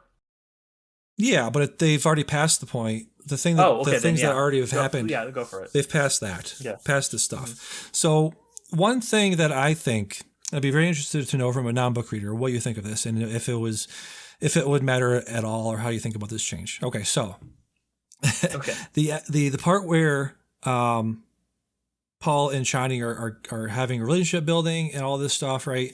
And a lot of this movie that we saw, right, took place, what would you say, maybe over a month, 2 months, right? It's like, it was hard for me to gauge. I felt like it was, right, like, 'cause it felt like it was going quick, but I was like, there's a lot of people moving and there's all these different machinations going on, and people going to this planet, and people having sex and getting pregnant, and like, because my timeline, I was like, I feel like it's been at least a few months, because Lady Jessica, who gets pregnant in the first one, is pretty clearly like fucking like at least 4 or 5 months pregnant with Anya Taylor-Joy. Yes. Which, by the way, fucking that caught me off guard. Just like, really? Oh, because you're not chronically online like I am. Gotcha. Yeah, exactly. It was something that they felt like they were kind of keeping under wraps, and unless you're like actively, your brain is broken. Yeah. No offense. Yes.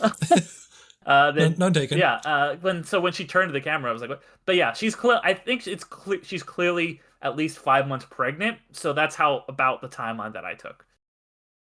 So the book goes about 2 years. Mm-hmm. So what happens is, not only does Lady Jessica have the baby, she has Anya Taylor-Joy. The baby's name is Aaliyah.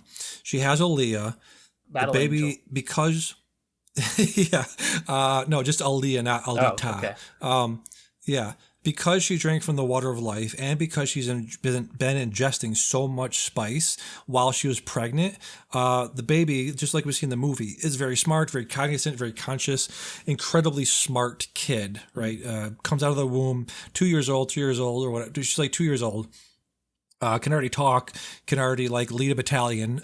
so she takes this battalion of not Harkonnen. She takes a battalion of Fremen, gets into a battle, skirmish, gets captured, gets brought into the chamber that we see, just like in the movie. We see the Emperor, and we have the Baron there, right? And so Aaliyah, because she can talk, just starts talking all this mad shit, like, you're gonna fucking die.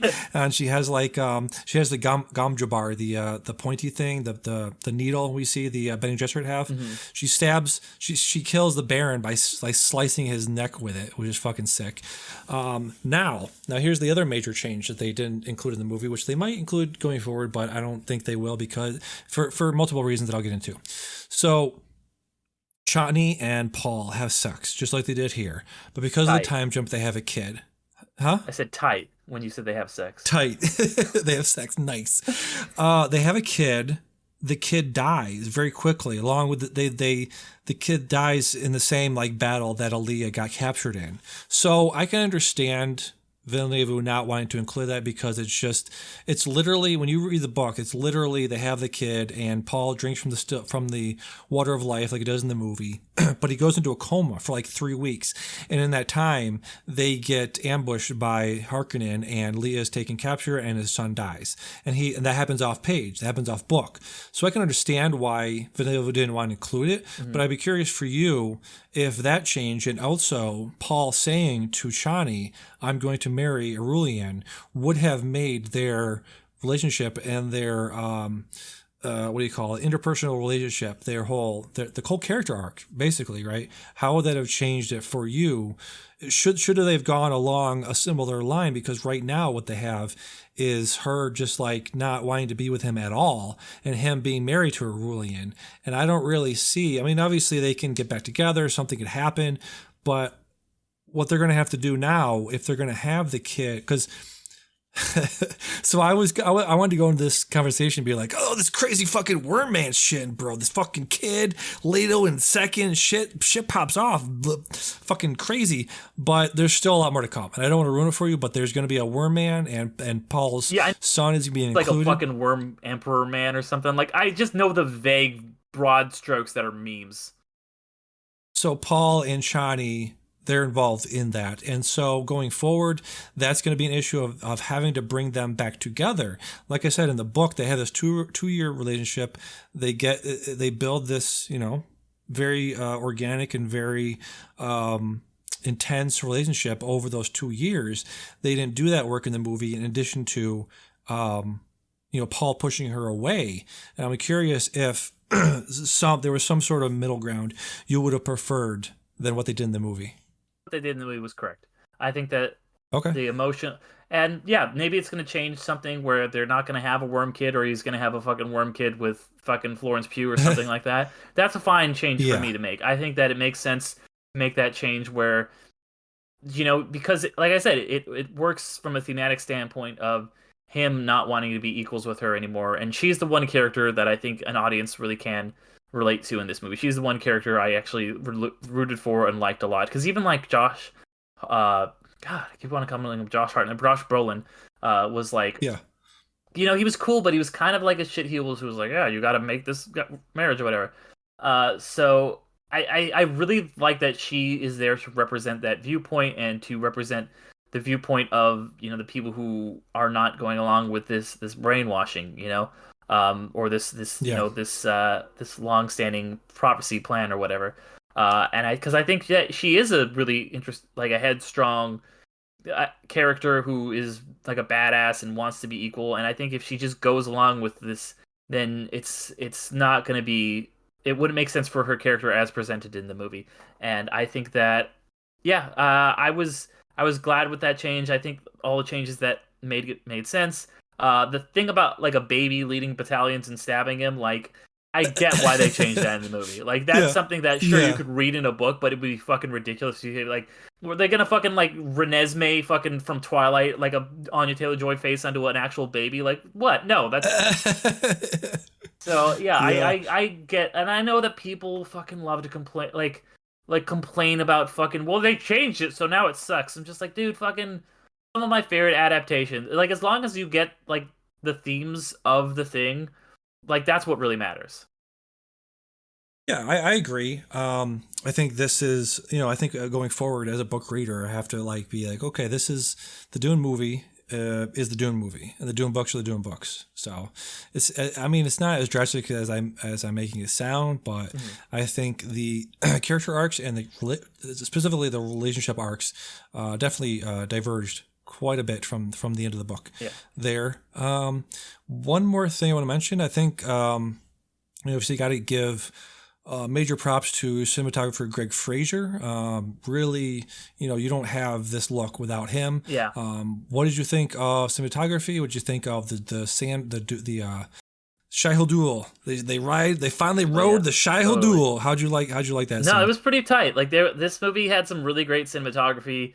That all the action stuff was really good, like I said, but also, even like the moments where it would just be like a dream sequence and be slowed down, and it would be kind of all weird because it would be like a spice-induced like fucking prophecy or whatever would be happening, and that's like I joked about it before, but the scene where Anya Taylor-Joy shows up is really cool, and it's interesting. It's like, oh, cool, who's this person from the future? Oh shit, it's Anya Taylor-Joy. What? Fuck yeah! Like the way kind of like, and that's why I like to like not go into these movies like knowing things, is because I get to have moments like that where it's just like the way that they are like, hey, cool, surprise, this person, they're not even in the credits. You get like a cool like sense of joy when you just like have this like unexpected thing happen to you, and like it's like, oh, who's this character? It's his sister, and then you get to feel that as an audience member because you're like, who's this character? Oh, it's this actress that I really enjoy, So yes, thought it was shot really interestingly throughout. Really well made movie. Really, it's just it's like a modern day epic, that we don't get a lot of anymore. Yeah, exactly. One specific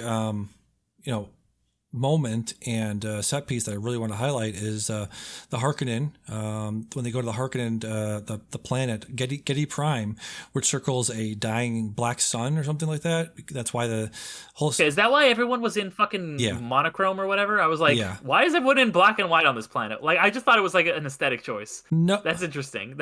Okay. Yeah, it circles it's the third planet orbiting the star Pucci B, which is a dying black star. So that's why everything was black.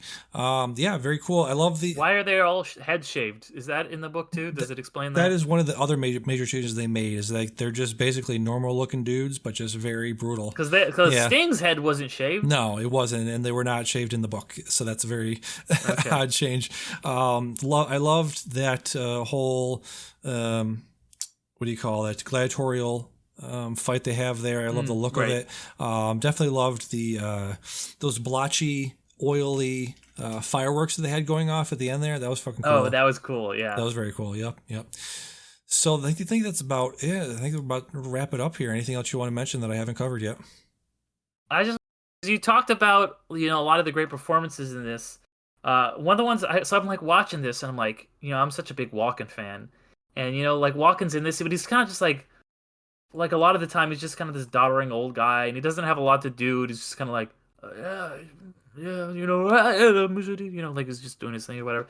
And I'm like, all right, man, this is cool. Like, I get it's a big important part, but it feels like they kind of wasted Walken.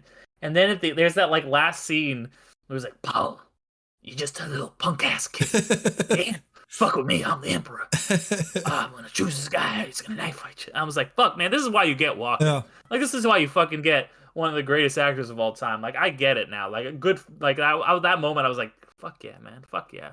Yeah, that whole sequence of the fight, the knife fight into him, telling the crowd that he's going to marry Aurelian, and then telling him, kiss the ring, bitch, kneel or die. And I noticed like they kept cutting back between both of them, having this one shot of each of their faces. And I noticed that they didn't do a two shot until he finally, he finally kisses the ring. They finally pull back and show them both at the same time. That was a very interesting technique of like show them both.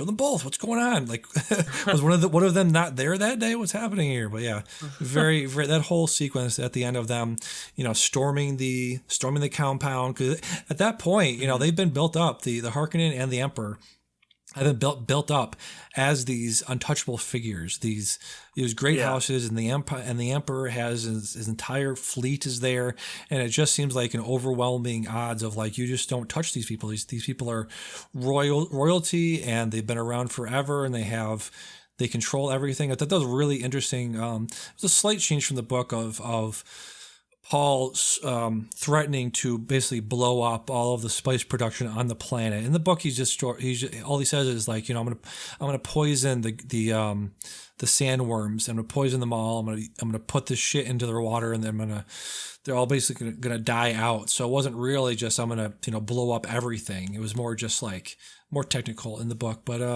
yeah, really really amazing scene at the end there, and I can't wait for Dune Messiah. Hopefully they do it soon. Yeah. He did say, Villeneuve did say that he was going to take a little break, so might not get it for a few years, but yeah, I'm excited for part 3. Absolutely. So yeah, Dune 2 playing everywhere. Yep. Very cool. Dune 2 Electric Boogaloo. So with that, let's get to Letterboxd assignments. I saw my assignment from last time, which was The Foot Fist Way. One of Danny McBride's first projects with Jody Hill, and it was fine. It was okay. It was a very Napoleon Dynamite-like, that sort of extremely low budget thing where, Danny McBride is just very charismatic, very funny, and everyone else around him is serviceable. They're saying their lines, they're delivering the plot beats, but it's just like, clearly this is your friend, or this is like clearly somebody you went to school with that isn't going to go on to do very much later on. But yeah, still very funny. So yeah, check that out. You had Insomnia. Nice. Yeah, you had Insomnia, one of the only Christopher Nolan movies I still haven't seen. So tell me what you thought of this. Yeah, one of the only Christopher Nolan movies I hadn't seen either. This is his first movie that he made with like a studio budget. It's of course Pacino and Robin Williams.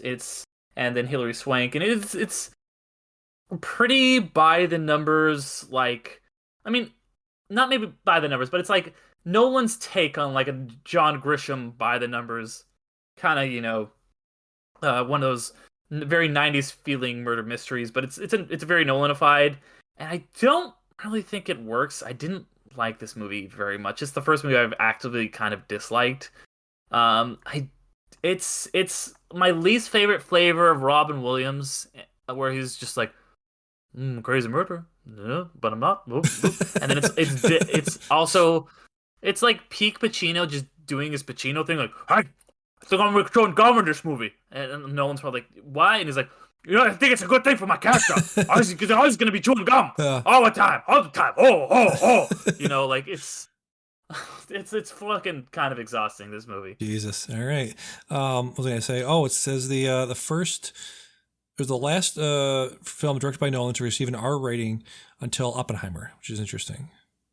Yeah, because this is his second movie, I think, right? I believe so. Yes. It's following, and which was his really low budget indie movie that he made, and then this one. Yeah. When was why am I blanking on it?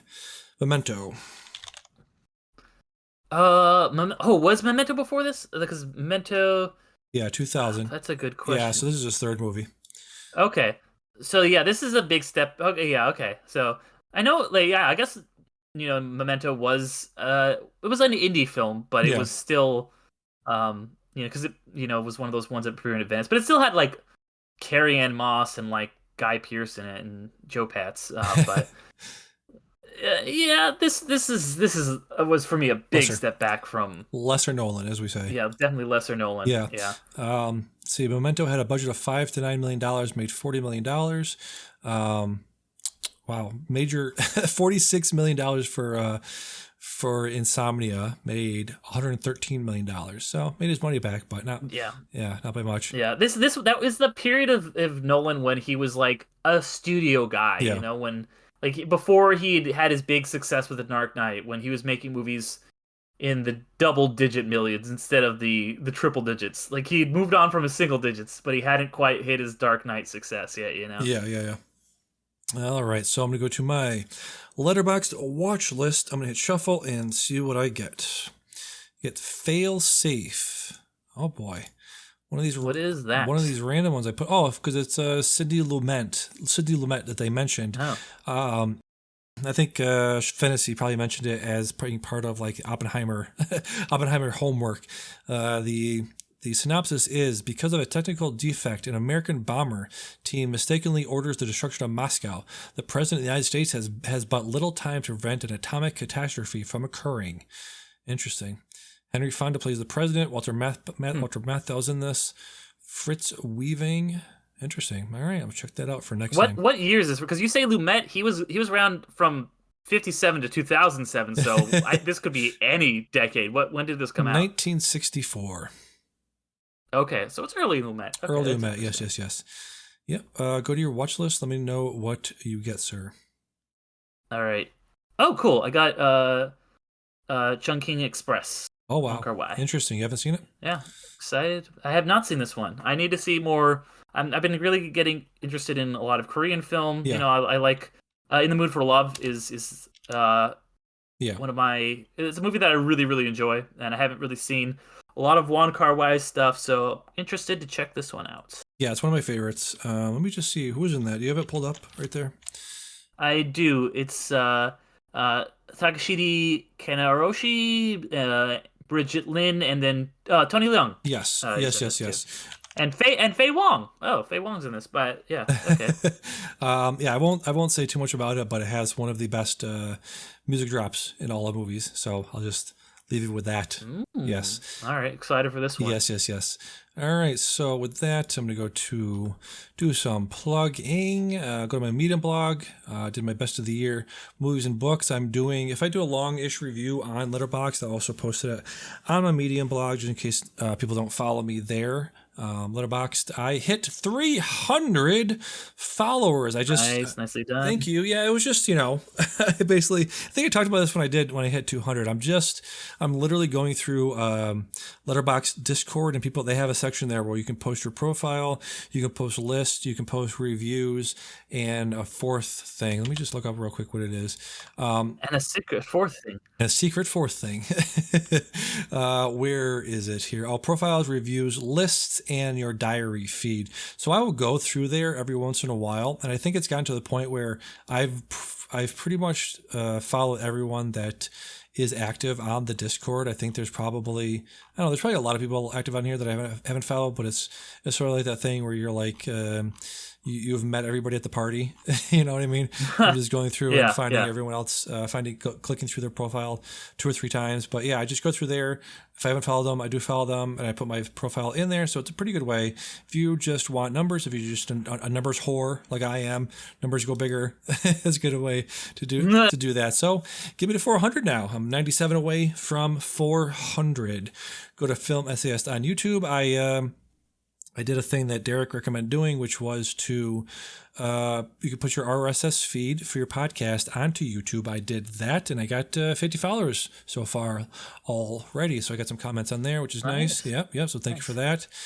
Go to Spotify for podcasters to make a podcast easily and upload it very easily. Go to my interviews with Cinematech, B.R. Yeager, and all the stuff I did last year for Succession and The Bear. Which I got to plug my podcast, that other podcast I do, Underrated.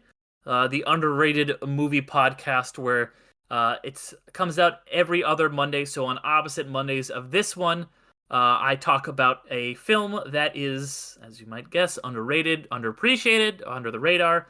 So if you're somebody out there who's listening for the first time on that podcast feed or something, and you haven't heard me talk about it, I wowould really love it if you came over, check that out. It's also on YouTube. It's but of course also all the other apps, Spotify, Apple, all that good stuff. I'm still don't have a ton of followers on YouTube, so if you want to give me a follow there, that would be rad. And check this out. Next week, going to be talking about one of my favorite movies, a very underrated movie that I've been wanting to cover for a long time, and that is Walk Hard, the Dewey Cox story. So yeah, that I just finished editing that one the other day, and I was really happy with that episode. Had a friend of the show. And somebody I know through a little bit in real life, Austin Olivia Kendrick, a really talented sound technician with a lot of really good insights into film. And then, so that's Underrated. I've also got a Patreon for Underrated where I'll do 2 bonus podcasts, one about Marvel called Infinity Stones and Dragon Bones, and one about sports movies called Underdogs. And then I do some writing for places like Watch Mojo, more recently Film Threat, and then of course as well on my own Medium blog. So check me out anywhere. Just look up Derek McDuff or look up Underrated Movie Podcast. Very cool. And yeah, for Midnight Film Society podcast, I've been Damien. I've been Derek. And we'll see you next time. Bye. Bye. May my blade chip and shatter. Oh, watch out, baby. I'm gonna stab you now. Holy shit.